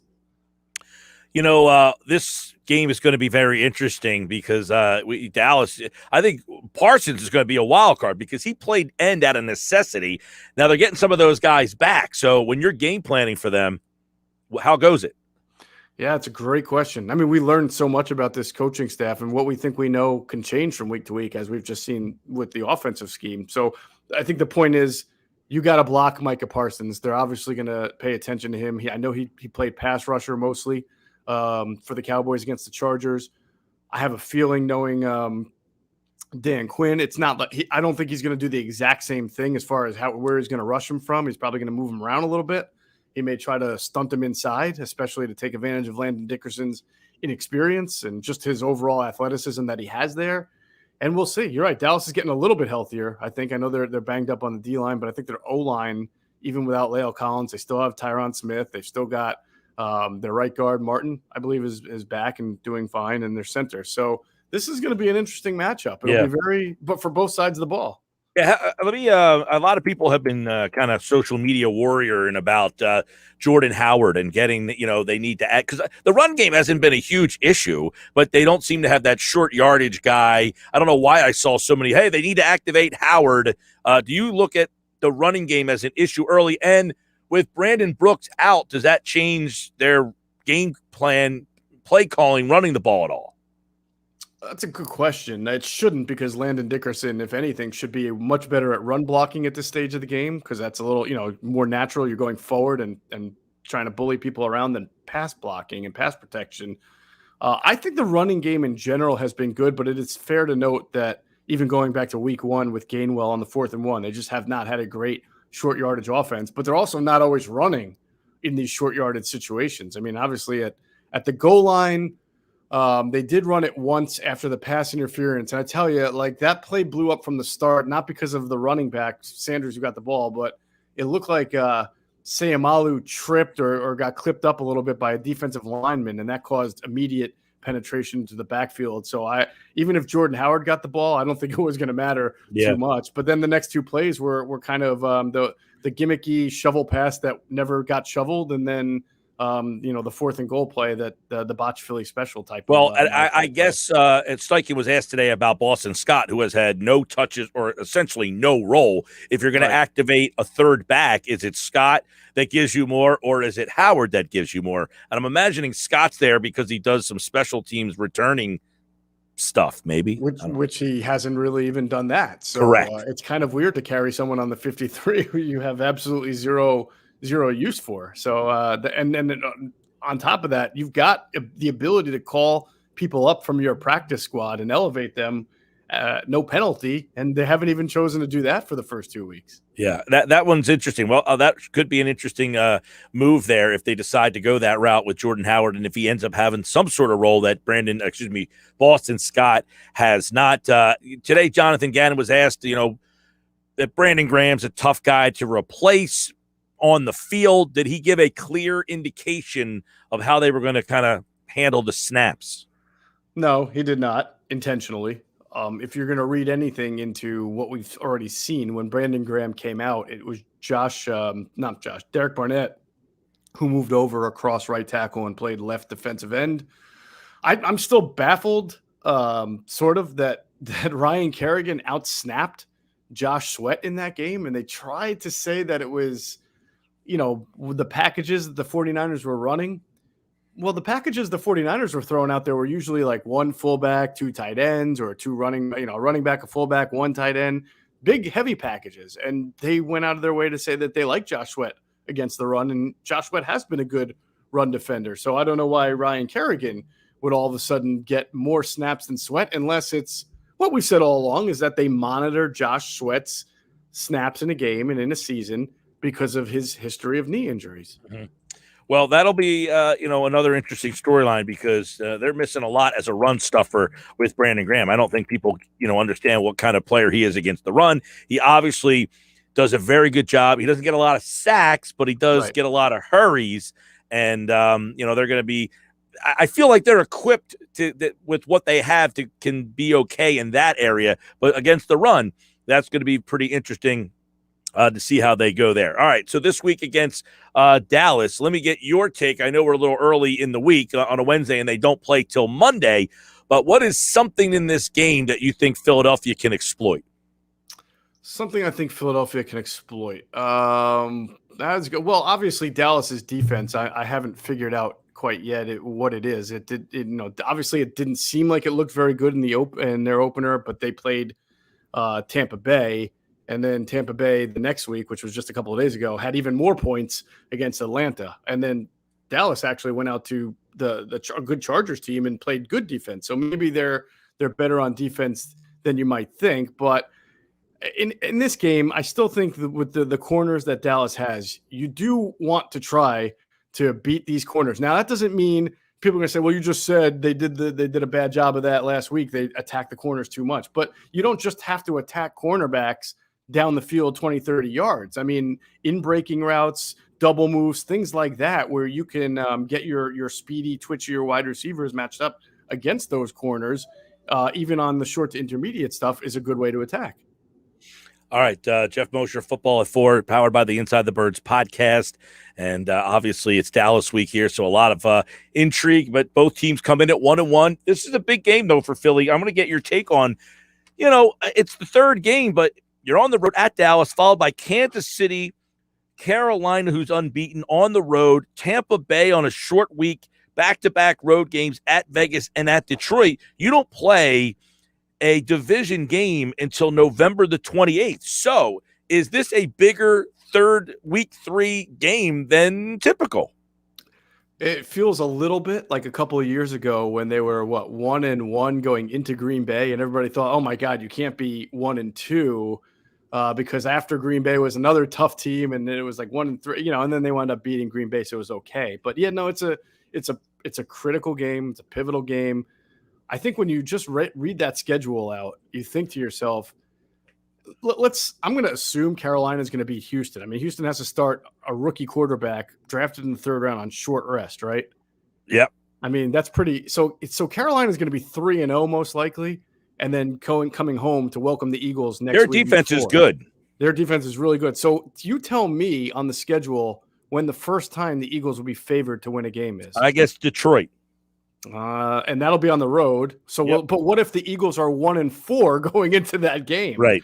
Yeah. That's right. It'll They be play interesting. at Detroit, the Chargers, at Denver, New Orleans, at the Giants, at the Jets before their bye.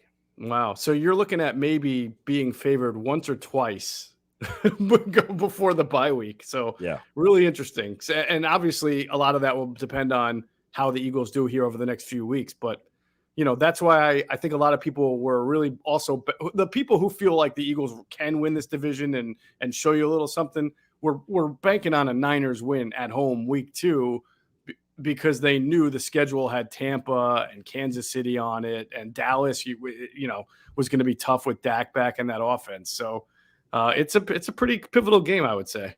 Yep. If they want any thoughts of being, in the wild card mix or a playoff team, I think you got to try to get this one here because you got to hover around that 500 mark. And then the second half, really in November, late November, you got Giants, Jets, Washington, Giants, Washington, and then Dallas to close out the season. I mean, so you can make up some division games there late, but that's why I get this game, this one or last week. These two games, one of them, you got to get one of these two. That's why I think this game is pretty big on Monday night. All right, Geoff Mosher, powered by the Inside the Birds podcast, Football at 4, and, of course, at Geoff Mosher NFL. Don't forget the Inside the Birds pregame show. Now, how's that happening? Is that a Monday night version?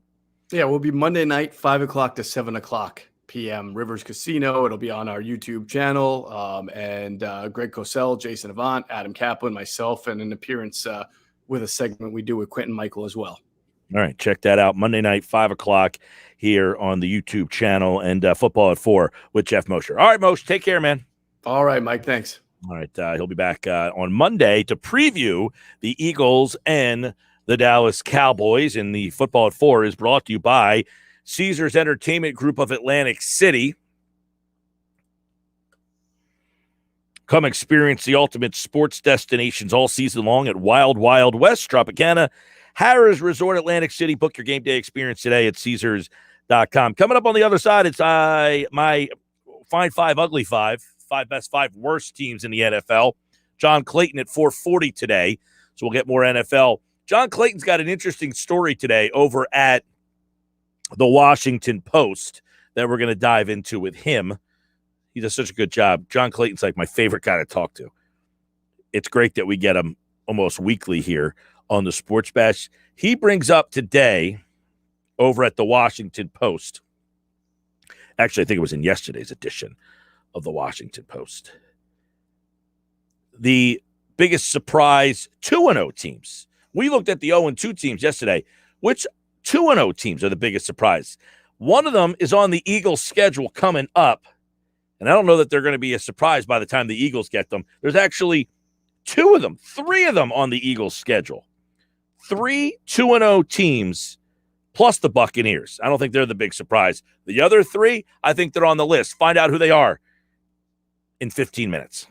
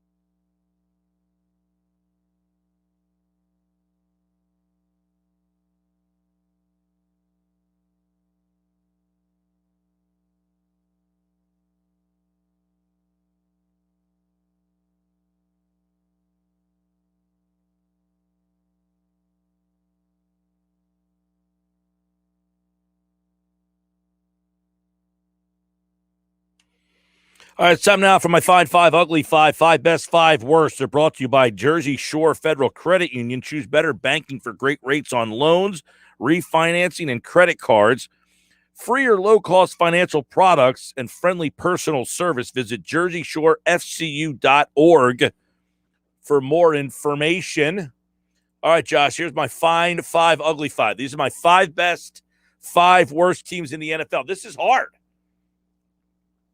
because I had to do a lot of jogging, changing things around, joggling the list here.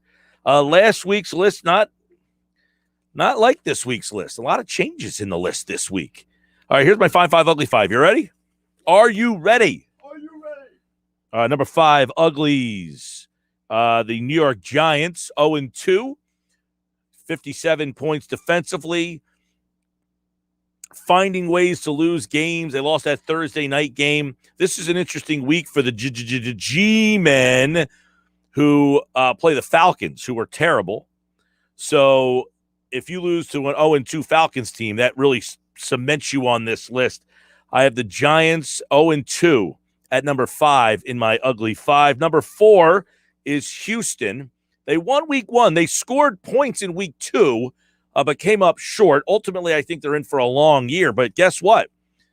First place right now, the Houston Texans. I don't know why they would be ahead of Tennessee. Maybe it's points against, but they've only given up 52. Tennessee's given up 68. But in the long run, I think Houston, I feel pretty good about having them in my Ugly Five. They're there at number 4. Number 3, Atlanta. Last week I had Atlanta at 4. They lost again, although they were in the lead in the game against Tampa Bay. They fought kind of hard. They're horrible defensively, though. They've given up 80 points defensively. They've only scored 31, and both of those numbers are some of the worst in the league. The 80 points they've given up this year, that is the worst in all of football. And the 31 that they've scored, only 2 teams have scored less, and that is Miami and the Jets. Miami and the Jets. Bank, bank, bank, bank, bank, bank. Speaking of the Jets, they're number 2 in my Ugly Five. The New York Jets, number 2. They've only scored 20. They've given up only 44. Their defense isn't bad. Zach Wilson had a rough day at the office. 4 interceptions, no touchdowns last week. BYU and the Jets, not the same schedule, my friend. And number 1 on my list is Jacksonville. They've scored 34. They've given up 60. Questions with the coach each and every week. Jacksonville Jags, ugliest team in the league right now. Number 1 in my Ugly Five. Fine Five. Who are the 5 best teams in the league? This is hard. I mean, you can really just put them in a hat and start pulling them out. A couple teams 2-0. Rams, number 5, made my list. The LA Rams are number 5, scored 61, only given up 38. Very good defensive team. So I got the Rams at number 2. At number 4, at number 5. At number 4, I'm going back to Buffalo. They hammered the Dolphins last week. What was it, 38-0? I think the Bills got back on track after looking kind of mortal in week 1 against Pittsburgh, but they went on the road, got a big division win. They hammered the Dolphins. Liked what I saw from Josh Allen in the offense last week. 51-4, 23 against. They're a plus 28 after losing in week 1. Good win for the Buffalo Bills. Number 3, well, you saw them right here in Philadelphia. I like the 49ers. They won with some injuries. They've got just a lot of variety of weapons to beat you. I know their offense didn't look great, but I love the fact that we just talked about it with Mosher. They had a 90-yard drive, an 87-yard drive. They play really good defense. They're a well-coached team. I think as they get healthy, you're going to see why I have them in who's out winning the West, and number 3 in my Fine Five, Ugly Five. Number 2, I know they lost, but I still think Kansas City's the second best team in the league. That being said, their defense needs to tighten up the screws against the run there, but Patrick Mahomes and the offense has so many ways to beat you. Not too many teams have Lamar Jackson playing quarterback, if you haven't noticed. So I don't know that they're going to have the same problems against the run. Baldy kind of pointed that out when we talked to him. They're number 2 in my Fine Five. In Tampa Bay, the number 1. Although they gave up a lot of points to a terrible Atlanta team, I still like Tampa, number one in my Fine Five. That's this week's edition of the Fine Five, Ugly Five, brought to you by Jersey Shore Federal Credit Union. Visit jerseyshorefcu.org for more information. Arizona 2-0, didn't make it. Carolina 2-0, didn't make it. Denver 2-0, didn't make it. Raiders 2-0, didn't make it. But who are the surprise 2-0 teams? John Clayton, the first 2 weeks of the NFL season have been highly unusual, but they have been fun. About half the games have been decided by one possession or less. Home field advantage hasn't been there, with half of all the games being won by the road teams. Scoring is up. Fourth quarter comebacks have been plentiful. So we look at the first 2 weeks of the season and the biggest surprises with the professor, John Clayton, when he joins me next here on the Sports Bash Live on 97.3 ESPN and the free mobile app.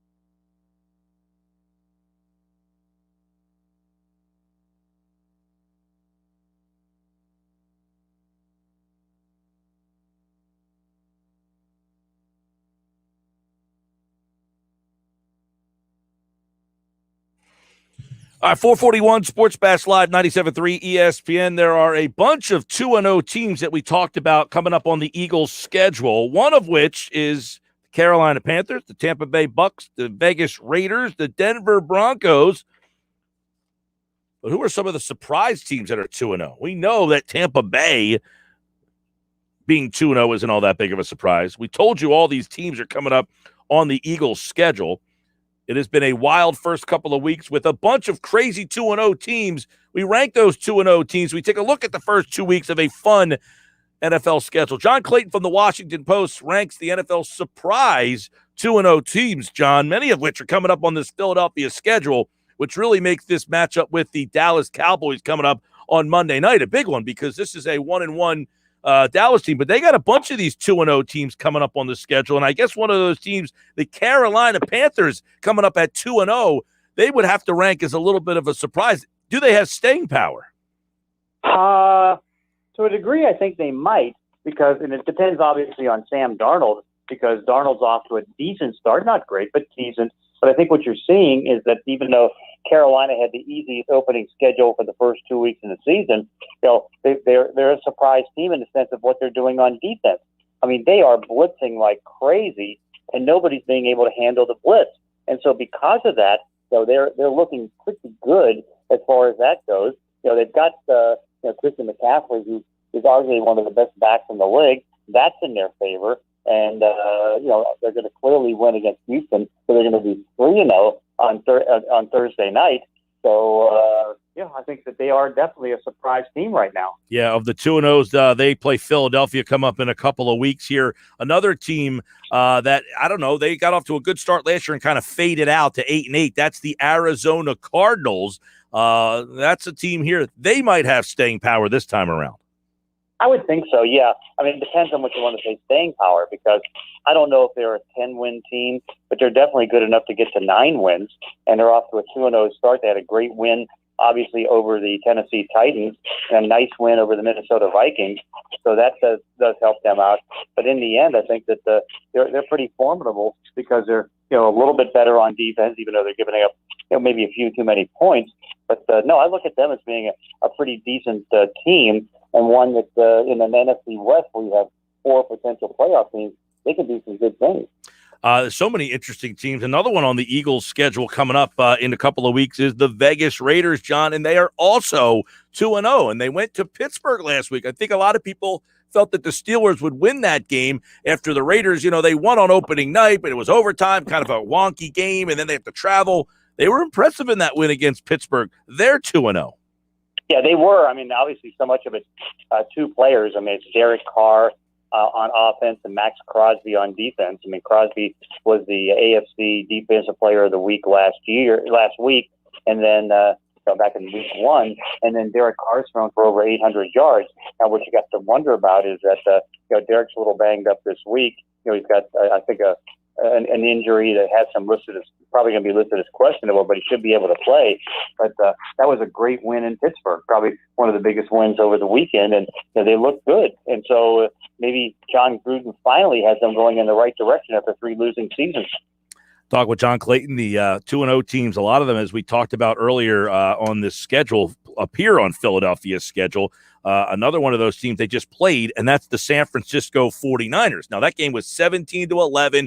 Philadelphia had a lot of chances, missed opportunities. They had the 91-yard pass. They couldn't get in. They scored a touchdown. They got called back because the receiver stepped out of bounds. A lot of stuff that didn't go their way, but San Francisco's 2-0. And they came across the country. They won both games on the road, and they get to come back home now. So San Francisco looks like a team that could hang in there with that 2-0 start. It looks for real.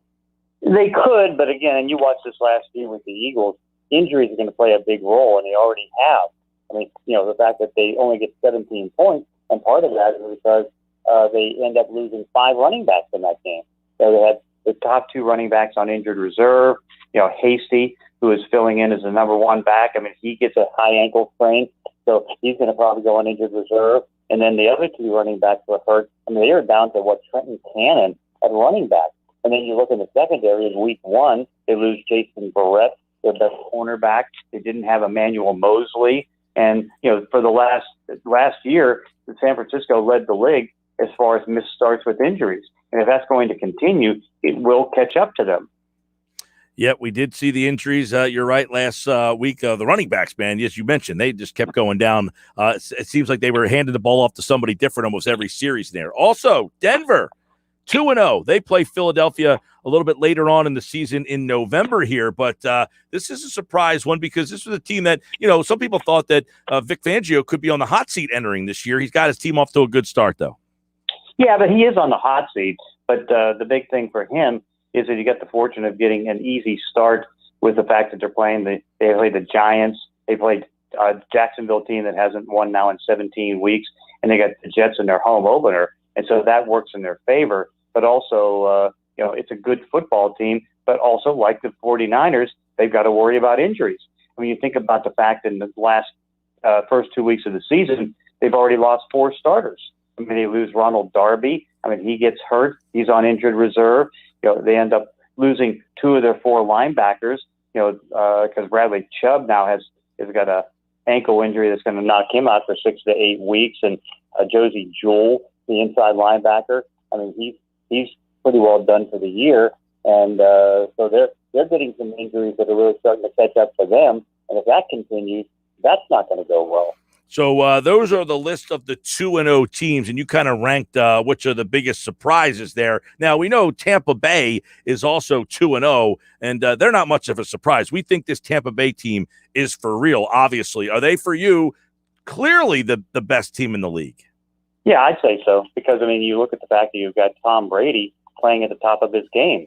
I mean, he's had 9 touchdown passes so far this season. He's been able to, get the offense going. And you go back to last year when he had 6 consecutive games where he's had 3 touchdown passes or more in the regular season, and then 6 out of 7 games where he's thrown for over 300 yards. There's a consistency there. And again, their defense is off to a little bit of a slow start, but that's going to calm down. But no, I think right now they are the best team. Even though they're 1-1, Kansas City, I think, is still the second best team. And they should have won in the game last week, but then 2 mistakes happened. I mean, you had Patrick Mahomes go down. He threw a key interception in the 4th quarter, and then they're driving down for the game-winning field goal, and then Edward Clyde-Helaire ends up fumbling, the first fumble of his NFL career, and it cost him a chance to get the game-winning field goal. It's funny because I just did my Find 5 Ugly 5 best 5 works. I also have Tampa, Kansas City. I do have the 49ers. I like them, even though they're banged up. I like their play calling. I like their coach. I went with Buffalo, number 4, and then another 2-0 team, the Rams, at number 5. And the Rams team this year is obviously a little different with Matt Stafford. Yeah, it really is. I mean, that had to be expected because, again, they're a little bit better with their passing game. Cooper Kupp's having a monster start to the season. They've got some issues of running back because Cam Akers is out. They had to go to Daryl Henderson, and he's been banged up in each of the first 2 weeks. That's not good. But also in the end, it's like their defense is not off to that great start because last year they were the number 1 defense in the league as far as yards allowed, and they've given up a whole bunch of points. But then you can say that a whole bunch of teams in the National Football League. That's just kind of the nature of where things are right now. It sure is, the injuries. And as you mentioned, we know in Philly, they happened last year. They happened again. Losing a guy like Brandon Graham, what does that do to a team? I mean, this is a team that, is struggling to think about a good season anyway. But losing a guy like Brandon Graham, who's kind of been the heart and soul of this team. Yeah, no doubt. And Brandon Brooks. I mean, those 2 guys are, losing those 2 guys are huge. And so, again, is it an attrition? And again, we're seeing it league-wide and how it's going to affect things because obviously, I mean, that the Eagles, as good as they are on defense for talent, they can't afford to have a whole bunch of injuries, and losing Graham takes away a great pass rusher, and so that does hurt. So, no, that's a big loss. I want to take a look a little deeper because in the NFC West, where there was San Fran, the Rams, Arizona, Seattle loses at home last week. How surprising was the way that game kind of finished with Tennessee really coming back from behind to win at Seattle like that? Yeah, it was surprising, no doubt about it, because, again, you figure with fans in the stands, I mean, Seattle has a big advantage because of the way they are with their fan base, and they're looking better on defense, but then things just started falling apart. In the first half, they did a good job of holding down Derek Carr, only had 35 yards, and things looked good. But then in the second half, everything just fell apart, and they end up losing. Now, again, if Jason Myers, the kicker, doesn't miss an extra point, they probably still win the game. But in the end, it ended up costing him with that missed extra point, giving up a 2-touchdown lead in the fourth quarter. That hurt them. Now they got to see if they can bounce back against Minnesota. John, you wrote about in the article about home field advantage hasn't been there. Half of all the games have been won by the road teams. So why do we feel with the fans back that really hasn't made the impact? Well, I think what ended up happening is the fact that, you've got, so many players and so many starters that didn't start. And so you have up and down performances by everybody. But again, you saw, Kansas City lose at home and Seattle lose at home. Well, Kansas City did lose at home, but Seattle lost at home, and Raiders lost at home. So again, it's been a very strange start to the season like that, and so that consistency just hasn't been there that you would normally expect. All right, now we got a whole group of 0-2 teams as well. I would imagine, and I was looking at these yesterday. The only 0-2 team, you got the Jets, you've got Jacksonville, Indianapolis, New York Giants, Detroit, Minnesota, and Atlanta. The only one I think that has a shot would be Indianapolis of that group if Wentz is healthy, and that doesn't even look promising. No, it doesn't. And, of course, remember, they opened their season up against 5 teams that won 10 games last year, and that's an undaunting type of thing. And particularly now you've got 2 ankle injuries for Wentz. That's not good. Xavier Rhodes has missed the first 2 games, and so I think they're in trouble. All right. Obviously, week 3, it's a big NFC East one, Monday Night Football, Eagles and the Cowboys. How meaningful is this week 3 NFC East battle with these 2 teams 1-1? Is it, the Eagles don't play another division game, John, until November the 28th. Wow. So I think it's vital because, again, it's like, I think Dallas has the best chance to win the division because they've got Dak Prescott and all the offensive weapons. And so, you don't want to put them in a position to start running away with the division. And obviously it's going to be, tough for the Eagles to stay in there, particularly with the changes that they made this offseason and everything else, and still going with a young quarterback. And you notice the young quarterbacks have been up and down and a lot of times down. Certainly it was great for Jalen Hurts in week 1, wasn't as great in week 2. So I think it's a vital game right now for the Eagles. That's Monday night right here on 97.3 ESPN. And, of course, you can hear it with Merrill Reese and Mike Quick. John Clayton at John Clayton NFL. Check out his Washington Post piece on the NFL each and every week. And, of course, he was kind enough to join us right here on the Sports Bash. John, have a great rest of your week, man. Okay, thank you. All right. As he writes in the Washington Post, and make sure you always check out John's Washington Post story. He does a really good job breaking down what we talk about a little bit more in depth in the paper. None of those teams that were 2-0 that we mentioned, the ones that, other than Tampa Bay and the Rams, Arizona, San Francisco, Carolina, Vegas, Denver, those 5 teams are 2-0. None of them made the playoffs last year. So we always talk about, don't look at what teams did the year before and just assume that that's who they are the next year. Those 5 teams did not make the playoffs. They're all feeling good right now at 5-0. Excuse me, at 2-0. And when we come back, what did Doc Rivers have to say today about getting Ben Simmons back and why they want him back? We have that coming up for you next year on the Sports Bash. You'll hear what Doc Rivers said this morning on KJM. Stick around. We'll have that audio for you coming up on the Sports Bash Live on 97.3 ESPN. The free mobile app, it's free thanks to First Bank of Sea Isle. Download it in the Apple Store or Google Play. This hour of the show is brought to you by PropSwap, America's sports betting marketplace. Go to PropSwap.com or download the app today.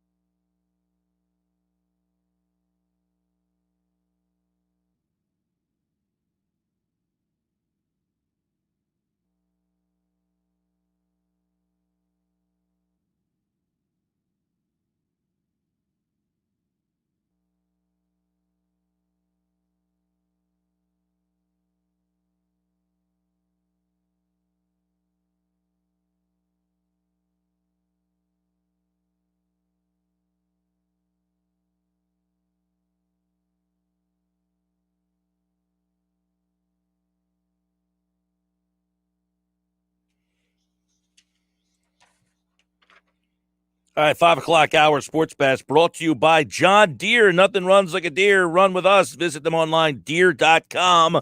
Geoff Kerr at 5:25 tonight. Sports Bash Live, 97.3 ESPN. The free mobile app. Download it in the Apple Store or Google Play. And don't forget, right now at 97.3ESPN.com, you can enter to play golf with Pete Thompson and I in this year's ShopRite LPGA Pro-Am. You can be the fourth member of our foursome. Play with me, Pete, and LPGA Pro, and you can be the fourth member. Go to 97.3ESPN.com right now to enter.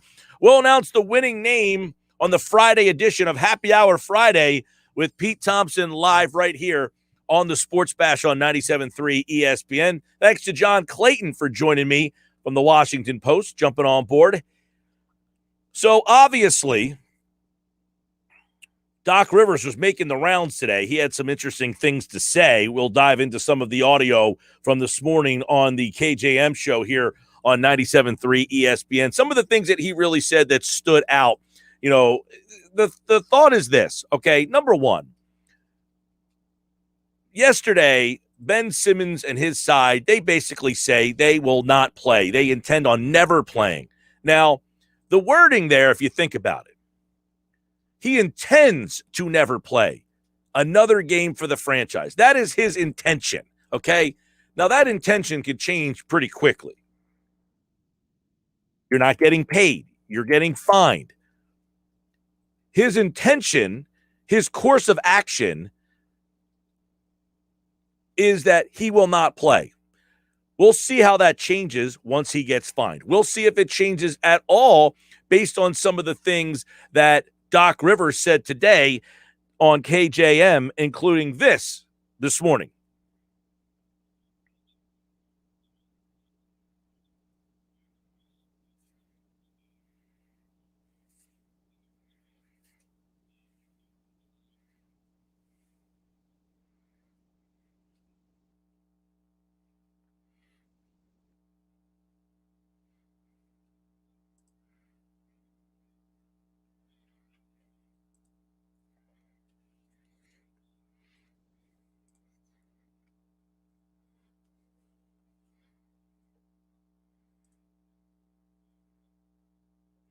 That's something that obviously they're going to deal with this. He says, I hope that we can change what he has to say. Meaning, look, he said he intends to not play here. We get it. That's what he's saying. That's his message to us right now.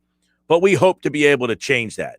The second part of what he said, or really is, he was asked about Ben Simmons and could he be a starting player, a championship point guard for a team that you coach. And today he was asked that and has a very interesting answer this time around as opposed to the last time he was asked this question. Take a listen.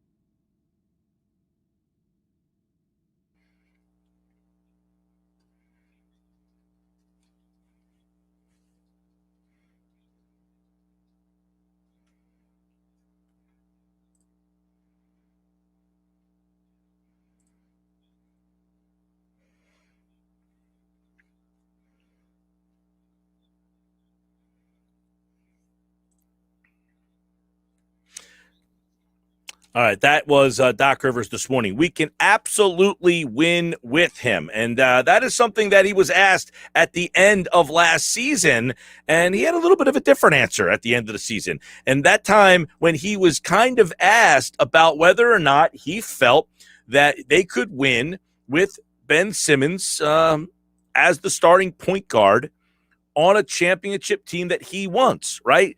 He was flat out asked, could Ben Simmons be a starting player, a point guard on a championship team that you want? He was asked that question, and this is what he said at the end of the season after Game 7 against the Hawks.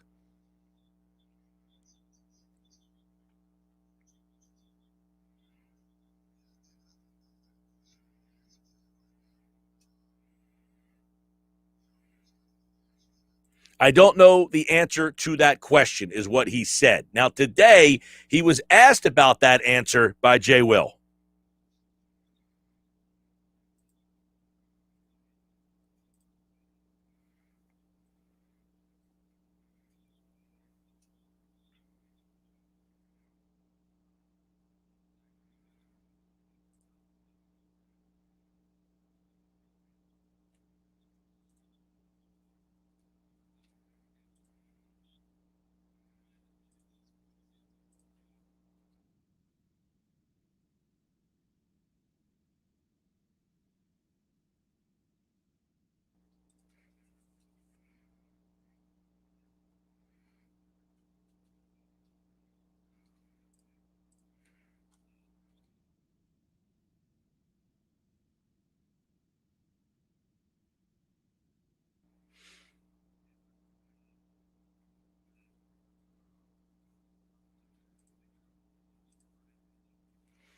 All right, that was Doc Rivers this morning right here on 97.3 ESPN with KJM. Now, that being said, okay, this is obviously Doc Rivers trying to walk it back down. He said, we talked to Ben about it the next day. We talked to Rich Paul about it the next day. The question really I have is, do those guys believe what he says? Because Smith asked, he was on Stephen A. Smith First Take today as well. So he said the same thing on First Take that he did on KJM this morning. He was asked about the answer to the question regarding Simmons' ability as a point guard to be a point guard on a championship team. And you heard what Rivers said. He said, I don't know the answer to that right now. I don't know the answer to that. Which at the time, okay, they just lost Game 7, but the question was clear. Can Ben Simmons be the point guard on the championship team that you guys want to be? So then he tries to clarify the comment today. But it's almost as if he is trying to tell Ben Simmons, the media took what I said out of context. But if you kind of go over this, that's not really what happened here.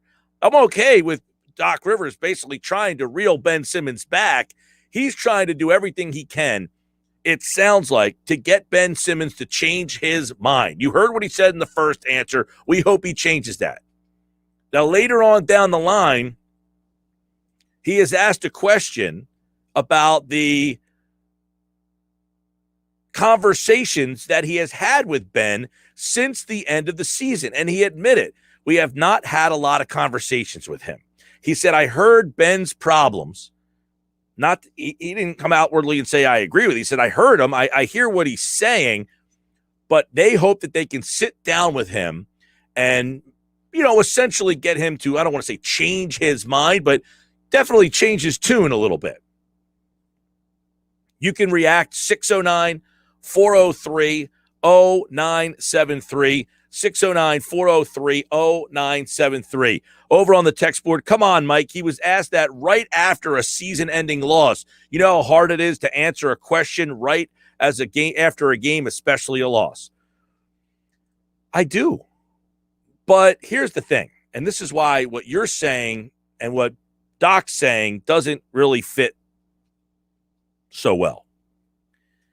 Doc Rivers today indicated that the question was the first question asked to him. If that's the case, I could understand it a little bit more. Like if he sits down and they come right out and they say, first question is David Murphy from the Philadelphia Inquirer, Daily News. One of those two. I think they're both the same now, right? I don't even know. They're combined. Philly.com. Although I don't even think that's what it is anymore. David Murphy, Philadelphia Inquirer, Philadelphia Daily News. If the first question was David Murphy, asking the question that he asked, okay, which was, do you think Ben Simmons can play as a point guard on the championship team that you guys want to become? And he said, I'm not answering that question right now. I don't even know how to answer that question.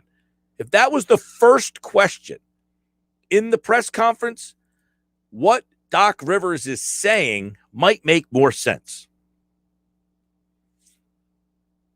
But it was like 4 or 5 questions. I think it was the 5th question in the press conference. By that time, now I'm not even knocking Rivers for his take. He's asked the question. He gave an answer. Do you think Ben Simmons can be a championship point guard? I don't know how to answer that question. You know what? If I saw what I saw in that game, I'd say, you know what? No, we all need to improve. Not just Ben. All of us need to improve. Ben Simmons, Joel Embiid, the list goes on. Tobias Harris. We all need to improve. 609-403-0973, 609-403-0973. Download the free mobile app and message us through the app. If you're watching the show live on Facebook, YouTube, or Twitter, you can leave a comment in the comments section as well. So he goes out and says, essentially, we want him back. I mean, there's no two ways about it. He went out there today, Doc Rivers, and said about 10 different ways. We want him back. We want to have him here. We definitely think that, we can win with him. He said all of these things. The Sixers are starting camp on Tuesday. Ben Simmons, I would say there's about a 90% chance he is on the roster. Now, that doesn't mean he will be at camp on Tuesday. Here's the rub, though. As you guys know, he has 4 years left. 4 on his contract. So for all the guys out there who want him traded, you have to understand that he has 40 years left on his deal. And the Sixers are in a very odd situation. This is an unprecedented situation. Unprecedented situation. Nothing like this has ever happened before. Where a guy, 4 years left on his max deal, says, I want out. I cannot think of another situation where a guy on a max deal who just signed the deal, freshly signed, says, I don't want to be here anymore. He has 4 years and $147 million left on his deal. To which Doc Rivers said, quote, he's got 4 years left on his contract. It's in our hands.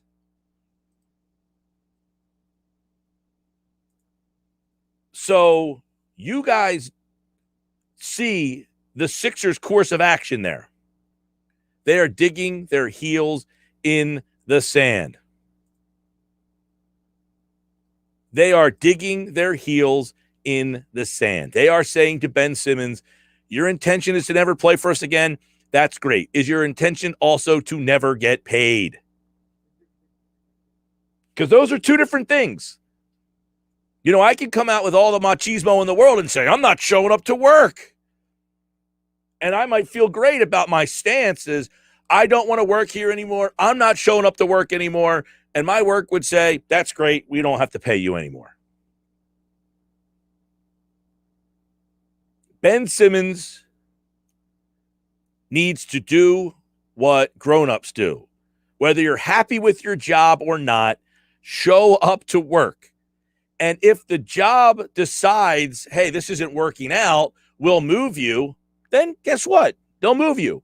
But to just not show up is a selfish technique because you are now letting the rest of your teammates down. You're not proving a point. What point are you proving by sitting out and not taking your paycheck? You're not proving any point. Because guess what? Here's what Ben Simmons could do. This town, for the most part, until recently, has backed Ben Simmons. Most people like Ben Simmons. When they drafted him, they were excited about Ben Simmons. And then his rookie year, he's rookie of the year, but he doesn't shoot. People started to say, this guy doesn't shoot. But for the most part, people supported him, right? So what do you do if you're saying, well, the fans don't support me? There's one easy way to win these people right back over. They're not hard. This isn't a hard fan base to win back over. It's pretty easy. If Ben Simmons showed up to the Sixers and showed that he put in the work, guess what? Those fans would flip-flop like a fish out of water as quickly as you've ever seen in your life.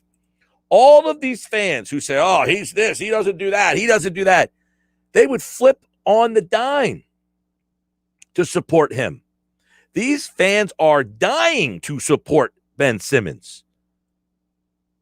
Most people, the only reason they don't like Ben Simmons is for one reason.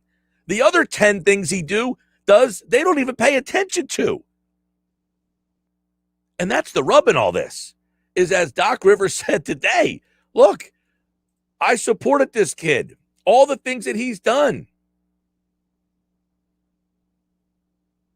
And if he did the one thing that the fans have asked him to do, how easy is it him to come into camp and show that he has made that improvement? That's not asking a lot. He can win everybody back that quickly. Text board, Mike, a comment made after Game 7 loss should not hold this much weight. Where your all-star player making $200+ million wants out, that is some serious comment. Very unprofessional. Hold grudges much, Ben? Wow. You're right, Joey D., Ventnor City. It shouldn't hold this much weight. I don't think, though, that this is the reason that he wants out. That's my opinion. I don't believe that Ben Simmons wants out because of those comments. Do they factor in? Possible. But I don't think that's the real reason he wants out of here. It is of my opinion, and I tweeted this out today at Mike Gill Show. I am no Ben Simmons hater, right? I am no Ben Simmons hater. I think most people who listen would say that I am not a Ben Simmons hater. But I think he's handled this situation extremely poorly. And it tells me that he has not worked on his game enough. He knows it, and he cannot come back and play in front of these fans knowing that his free throw shooting has not improved, that his shot selection has not improved, that his game has not evolved. He knows it. And that's why he wants out. Somebody made a comment after a Game 7, do I think he can play? I don't know. I mean, could it have been worded better? Sure. But if that's the reason he wants out, sayonara. Here's the rub. 4 years, 147. Sixers aren't just moving you, dude. You show up, you play, you show that your game's evolved, and if you still can't get along, we'll find a new spot for you. Comes down to that. 609-403-0973. Doc Rivers today says, I hope we can change that thought based on the report yesterday that said he intends to never play for the franchise again. Right? He never intends to play for the franchise again. So based on that, you have Doc Rivers saying today, we hope we can change that thought. Because I'm pretty sure that Daryl Morey said to him, hey, guess what? We're not trading him, man. So be prepared. Because there was a comment that he made that if we trade him, I don't know what we would do. In other words, how am I supposed to put a team out there without what that guy brings to this team? So again, I'm saying as someone who I appreciate Ben's game. I have no problem with Ben Simmons being on this team. Zero, zilch, none. I do have a problem with the way he has handled this. And I will say, I think that he wants to get out of here because he knows that he has had zero improvement to his game. But I will say this as well. If they trade Ben Simmons, you're going to hear a lot of complaining. Well, this guy they got, he doesn't defend. Oh, my God, they give up how many points a game? Their defense is horrible. You bring John Wall in here, you want to hear a fan base bitch and moan? Bring John Wall here and see how much you guys bitch and moan. John Wall plays less defense than everybody listening today. He might score a whole heck of a lot, and that'll excite people. I love guys who can score. Yeah, John Wall scores a whole heck of a lot. You know how many playoff series John Wall has won? 0. None. Zilch. You can have John Wall. I'll take Ben Simmons. You might not like how far Ben has gotten at 25 years old, but I will keep him until he's 30. And if at 30 we're having the same conversation, I'm wrong. But most guys, they hit a certain age and things start to change for them.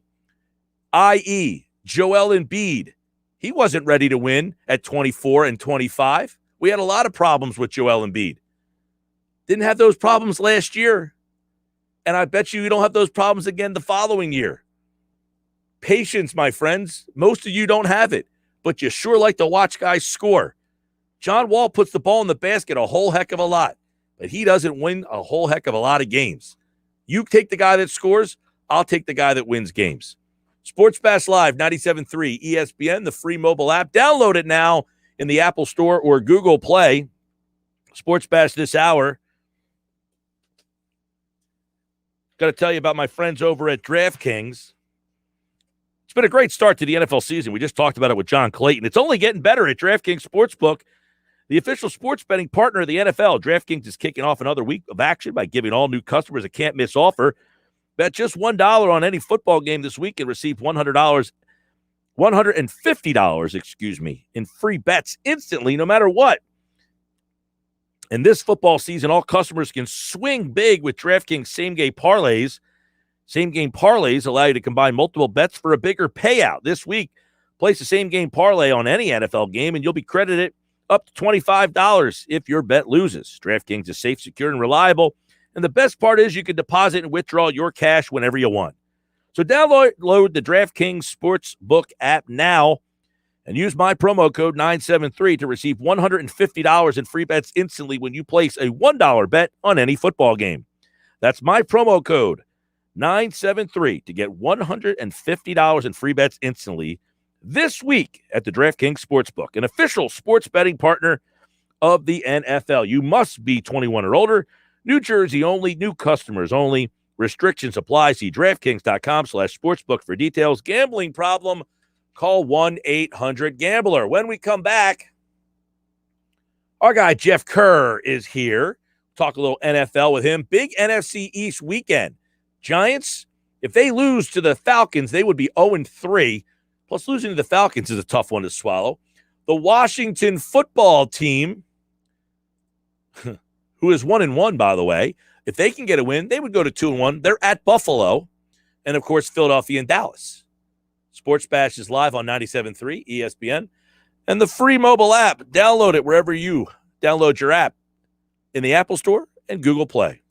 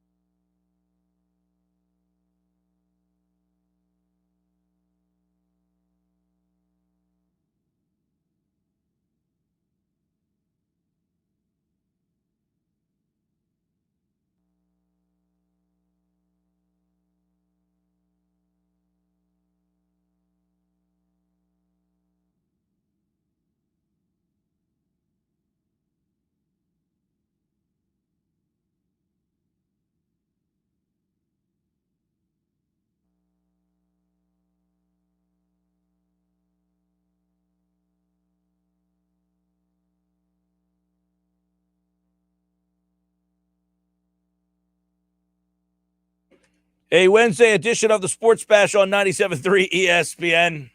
I'm Mike Gill, at Mike Gill Show on Twitter.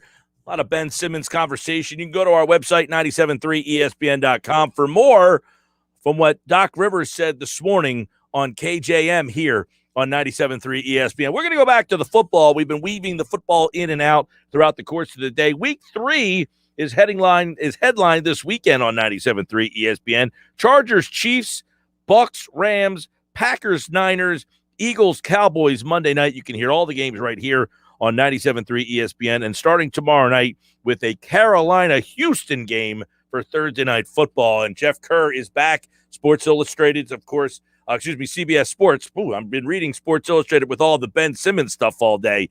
Obviously, my man Geoff over at CBS Sports getting you ready for week number 3, Eagles, Cowboys. But the division itself, this is a big one because you got Washington playing at Buffalo this week, right? So you're thinking that's a Washington loss, 1-2. You got Giants, Falcons. If the Giants lose, they'd be 0-3. That makes this Eagles game a little bit bigger because the Eagles, Geoff, don't play a division game until November the 28th. Isn't that insane to think about, Mike? And really, that's like that for most of the NFC East. Like, they got their Giants, Washington. I don't think the Giants play one for a little while, if I'm not mistaken. Or maybe they play the Cowboys twice in between. I got to remember the schedules here. But Washington don't play an NFC East game, I think, till week 14. And you're right. After the Eagles-Cowboys game, on Monday, it's a huge game for sure. And, I'm fully anticipating the Giants to beat the Falcons. I don't know if they will or not, but I'm anticipating it. And I'm anticipating this Buffalo-Washington game is going to be I think Washington's going to give Buffalo a really good challenge here because this could be one of those statement games. It's about first-place teams in the NFC East and the AFC East from last year. So that game will be interesting as well. Yeah, I mean, the Washington's interesting. I mean, because Buffalo, they had a surprise loss at home, and then they blew the doors off Miami. Now they feels like they kind of, all right, you caught us on the in week 1. I feel like Washington is in a tough spot here. Yeah, I think so too. And this is how I look at Washington. They barely squeaked by a bad Giants team. Now, again, this is the NFC East, so don't get me wrong. The Los Angeles Chargers are pretty good. I mean, that was a tough loss for them, and they did lose their starting quarterback. I thought Heineke played well, but this Buffalo defense, Mike, they're insane. We want to talk about Carolina's defense, how they're first in total yards allowed and first in points allowed. Buffalo's right behind them. They're in second. And if Buffalo can get that running game going, and they did last week against Miami, but they can get it going again against this front, Josh Allen's going to have a field day with all those weapons. I think I can't see Buffalo starting the year 0-2 at home. Right. And then you throw into the fact, Geoff, that what is going on with the Washington defense? I mean, I thought this defense, and they still might be. We're only 2 weeks in, but I think they've been one of the bigger disappointments so far. Yeah, they don't get pressure on the quarterback that much, and in turn, their secondary gets burnt by it. This is a top-5 defense last year. They're in the bottom 5 in a lot of major categories, Mike. Here's the thing. If that defense doesn't get clamped up soon, they're not repeating as NFC East champions. They're not. You might as well just give it to the Cowboys or give it to the Eagles or whoever. That's why I think Monday night's game is so big because Washington's still trying to find their footing here. Eagles and Cowboys can get a huge leg up on each other Monday night by winning this game. I mean, look, the Eagles could win Monday night. They'll be 2-1. There's a good chance they could be 2-4 after that game. I mean, it's very possible. Yeah, but guess what? Getting that second one, and if you go to 2-4, is a lot different than 1-5. Exactly, and that's the thing, because then the schedule gets a little easier. And look, the Raiders are better than we expect, but again, they started out 2-0 the last 2 years too. The Lions aren't good. The Bears aren't good. It's a calamity right now, Mike. I mean, it really is. The Eagles' schedule gets a lot easier going forward. That's why this game is so big Monday night. It's only week 3, but it kind of feels like week 2 of the 2008 season. But remember when they played Dallas on Monday night? You need to win this game. I agree. Let me look at the Giants and Atlanta real quick because Atlanta's been terrible, but they hung in that game last week. For 3 quarters, they went toe-to-toe with Tampa Bay. They took the lead late in that game, and then a couple key turnovers by Matt Ryan turned that game around. What are some of the things the Giants have been struggling with that they can fix? Well, one thing I think that one thing with New York, Mike, and I will say this, their offensive line's beat up, but they haven't been good anyway. I think what they need to do is get Saquon Barkley on track, which, again, coming off that torn ACL, they played 2 games in 5 days. They were 2 tough games against 2 pretty good defenses. I know that they lit up Washington, But overall, it's just the penalties and the miscues, and you got to get your running back going. I really think that's all it is. And Joe Judge, it kind of reminds me of, they're not as talented as those Andy Reid teams with the Eagles back in the day, but those teams had a lot of penalties too. The Eagles just had the talent to overcome that. I don't know what New York does. And I don't think Daniel Jones is the problem. I think the Kenny Golladay thing's a little overblown. And Joe Judge, I agree with him on that. But Joe Judge got to stop this. I'm coaching a high school football team. You're not. Talk to these guys like men. They're men. They're not boys. Treat them as such. Find a way to overcome them. You trying to make this mantra as I'm the most disciplined coach in the NFL isn't working. It's all chemistry right now. I just don't think they have it. Geoff Kerr, CBS Sports. The NFL Week 3 is here. Tomorrow night, of course, you can hear Thursday Night Football, Carolina and Houston. I want to ask you about Carolina because coming up on the Eagles' schedule, they got a variety of these 2-0 teams. They obviously play Tampa Bay coming up. They're 2-0. They play the Raiders coming up. They're 2-0. They play the Broncos coming up. They're 2-0. They play the Carolina Panthers coming up, who likely are going to win this week if they can beat Houston. They would be 3-0. And, this Carolina team all of a sudden looks pretty – I like their defense a lot.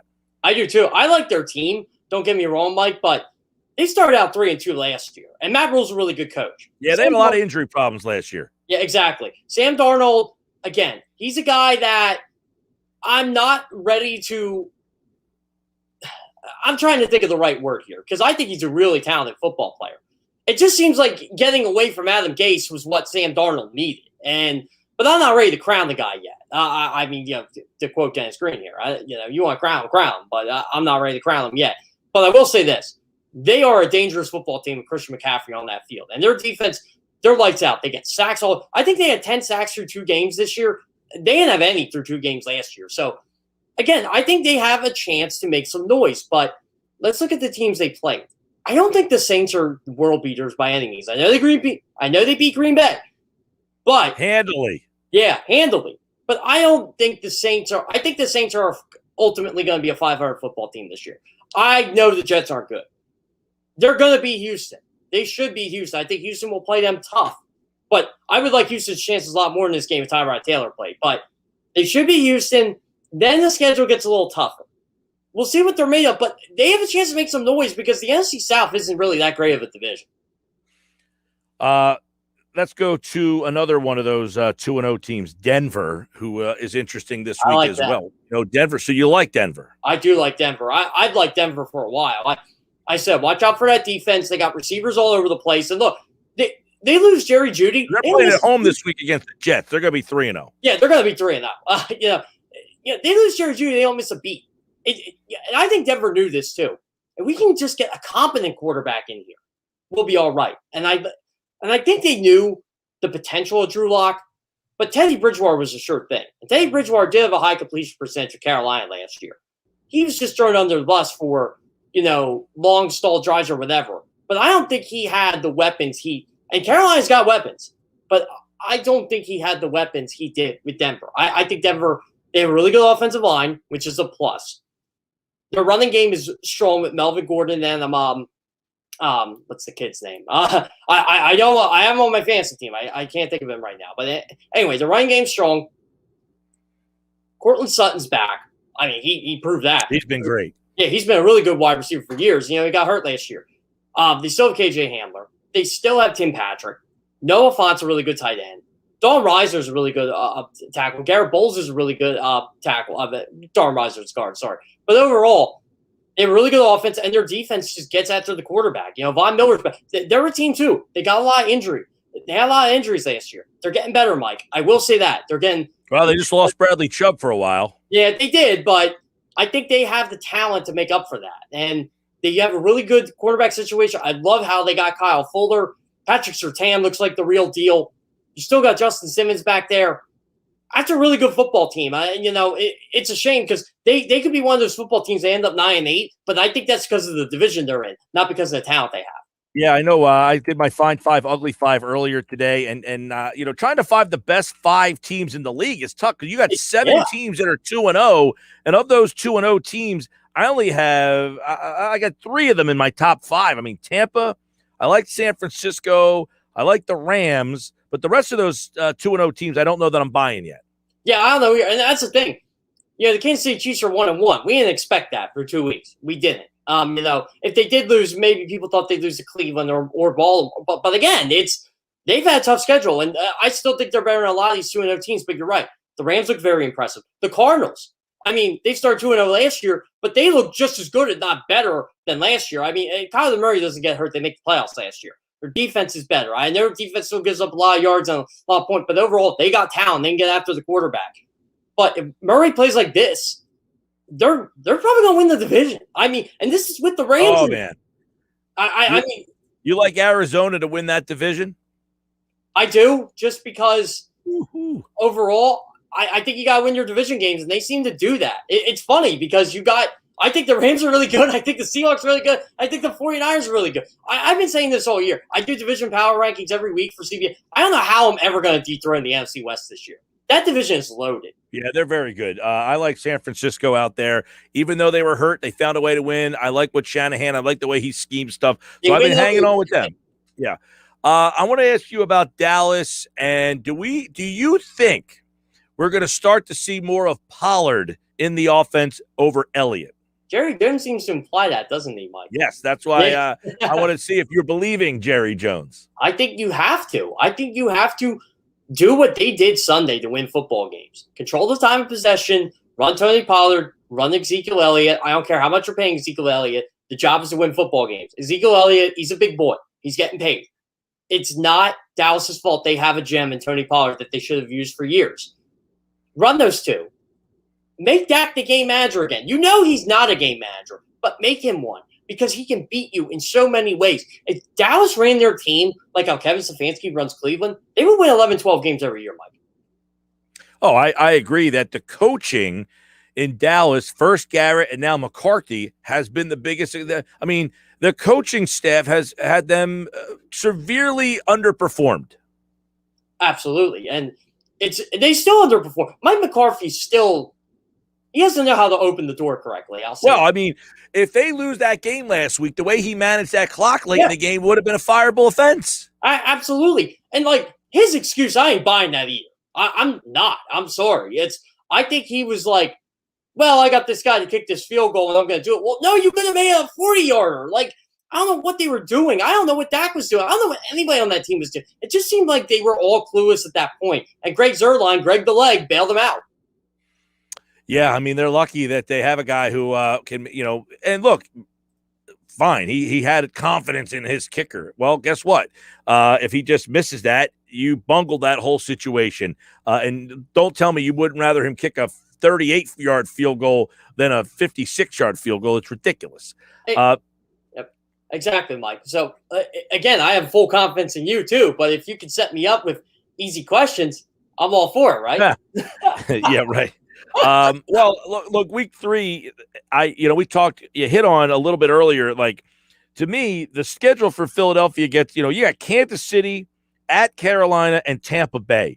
They have to try to figure out a way to get the one last week, which they didn't. They got to try to figure out a way to get this one on the road in the division. So this is, otherwise, you start to see a possibility that you're not going to be favored in a game for quite some time. Maybe at Detroit, maybe. Maybe that's the thing. Who knows how Vegas is going to be, right? They're 2-0 now. Are they going to be? It's very possible they could be 4-2 going into that game. So again, the Eagles. You got to win this one on the road. This is a big one. I still think you can beat Carolina in Carolina, but again, that game's not as easy as we thought 2 weeks ago. So if you can find a way to go 3-3 for this 6-game stretch, I think they're in driver's seat. I really do. But the way to do that, you have to beat Dallas Monday night because I don't see them beating Kansas City. I don't think they have the talent to beat Kansas City. Even though their defense is a lot better, I still don't think they have the talent to beat them. And Tampa Bay, it's going to be on a short weekend. It's going to be problematic for them. We got plenty more on this game. Obviously, Eagles in Dallas. Jeff will be back on Friday, and Eagles Monday night. Jeff will be here as well for that one. And, of course, you can follow Geoff Kerr on Twitter at Geoff Kerr CBS. Check out his stock up, stock down report after the Eagles loss. A couple interesting names on that list. Check that out over at Geoff Kerr CBS on Twitter. And, of course, Geoff Kerr today on the Sports Bash is brought to you by the Expert Solar Team. of New Jersey, EMT Solar and Roofing and Solar Guardian. Start your solar journey today. Learn more by visiting espnsolar.com. All right, we got Thursday Night Football tomorrow night right here and a triple header on Sunday. Geoff is back on Friday's edition of the Sports Bash. All right, Geoff, enjoy the rest of your night, man. Yeah, sounds great. The Phillies win, Mike. I'll be in a really good mood for Friday. Well, if they win tomorrow, I'll be in a really good mood for Friday. Well, not if Atlanta wins too. That's the problem. The Phillies dug their own grave. Now I just want to win games. That's right. Now, still 3 games back. Man, to go to extra innings last night, I mean, God, just bury this team for once. I was miserable until Real Muto hit the triple. I'm like, this is boring. Why are they doing this to me? And then they play the longest games on average from any team in baseball. Did you see that? Oh, yeah, I did see that. No wonder why. The 7 o'clock games don't end till like 11. Well, we'll see. Orioles tonight, and then a 4-game set with Pittsburgh. I still don't feel good. I can tell you that much. I don't feel good either, Mike. It's they just don't play well against last place teams. No, they don't. Eagles remember how to beat bad teams. Geoff Kerr, CBS Sports. All right, Geoff. Sounds great. Thanks for having me on, Mike. Geoff Kerr will be back on Friday's show. We'll talk more NFL with him. Week 3 is here, and it starts tomorrow night right here on 97.3 ESPN. You can listen to Thursday Night Football each and every week. And this week we got Carolina. Can they get to 3-0? Taking on Houston. We'll have that for you Thursday at 8. Notre Dame, Wisconsin this weekend on 97.3 ESPN. Plus the Yankees and Red Sox and West Virginia and Oklahoma. That's our Saturday slate. On Sunday, we've got the Chargers, Chiefs, Bucks, Rams, Packers, 49ers, and then Monday night, it's the Eagles and the Cowboys. You can only hear it on one place, 97.3 ESPN. When we come back, we'll get ready to wrap up today's show. Josh has game night coming up next. It's a Weinberg Wednesday. Now, did Weinberg watch the game this week, or was he fishing? Golfing, fishing, surfing. Of course, he sees the game that they lose. It's Weinberg Wednesday tonight at 6:20 on game night here on 97.3 ESPN.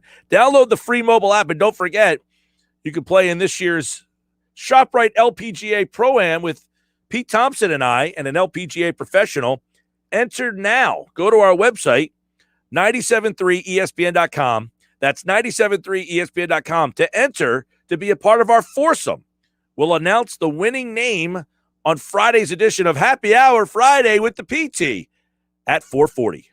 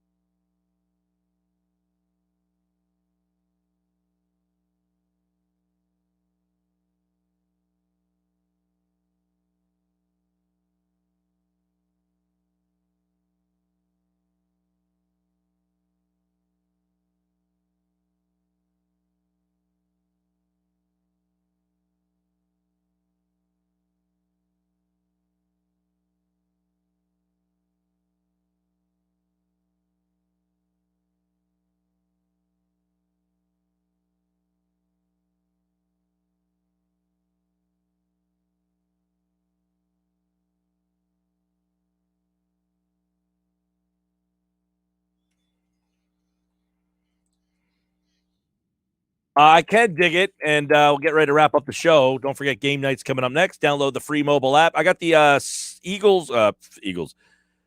Phillies lineup tonight. You ready for this? Sure.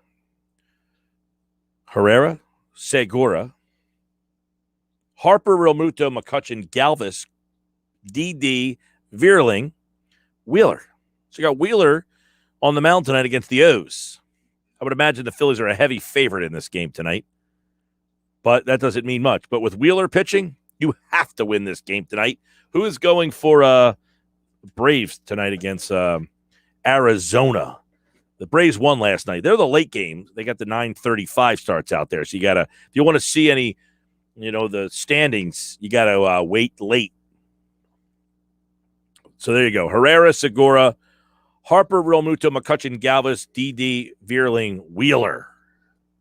The Braves got Ian Anderson going tonight. Okay. Who's pitching for Baltimore? It doesn't matter. They stink. Well, it almost does. Bullpen game last night. Phillies lucked out in the bullpen. Medina, what I say yesterday, maybe Medina can give them more than just like 2 innings. What did he give them? 3, I think. You got Keegan Aiken on the mound, a left-hander with a 6.93 ERA. Oh, there we go. A lefty with a 6.90 ERA. That's the kind of team that the Phillies struggle against. Medina, by the way, got into the 4th, 3 2/3 yesterday. So that was a big help. Good for Medina. But then you had Alvarado. I mean, Kennedy threw 30 pitches. They needed him for 2 innings last night. I guess the thought is you got Wheeler tonight. Hopefully you don't need Kennedy. Well, good working theory. Also, here's the schedule coming up for Phillies and Pirates in terms of the pitching matchups here. You got, you ready? Wheeler tonight. That means Nola tomorrow against Overton. Gibson against, looks like a bullpen game. Suarez. And then the Phillies have their bullpen game. So you're going to get Nola, Gibson, Suarez, and a bullpen game. So in the Braves series, they have set it up for Wheeler, Nola, and Gibson against Anderson, Morton, and Fried. So you got your 3 best against their 3 best. May the best team win. Right. And then after that, you got Suarez and then a bullpen game. And then on the final game of the year, it sets up for Wheeler to pitch against the Marlins. Buckle up, buckaroo. Game night's up next. I am Mike Gill. Follow me on Twitter at Mike Gill Show. I'm back tomorrow live at Chickies and Pete's in Egg Harbor Township.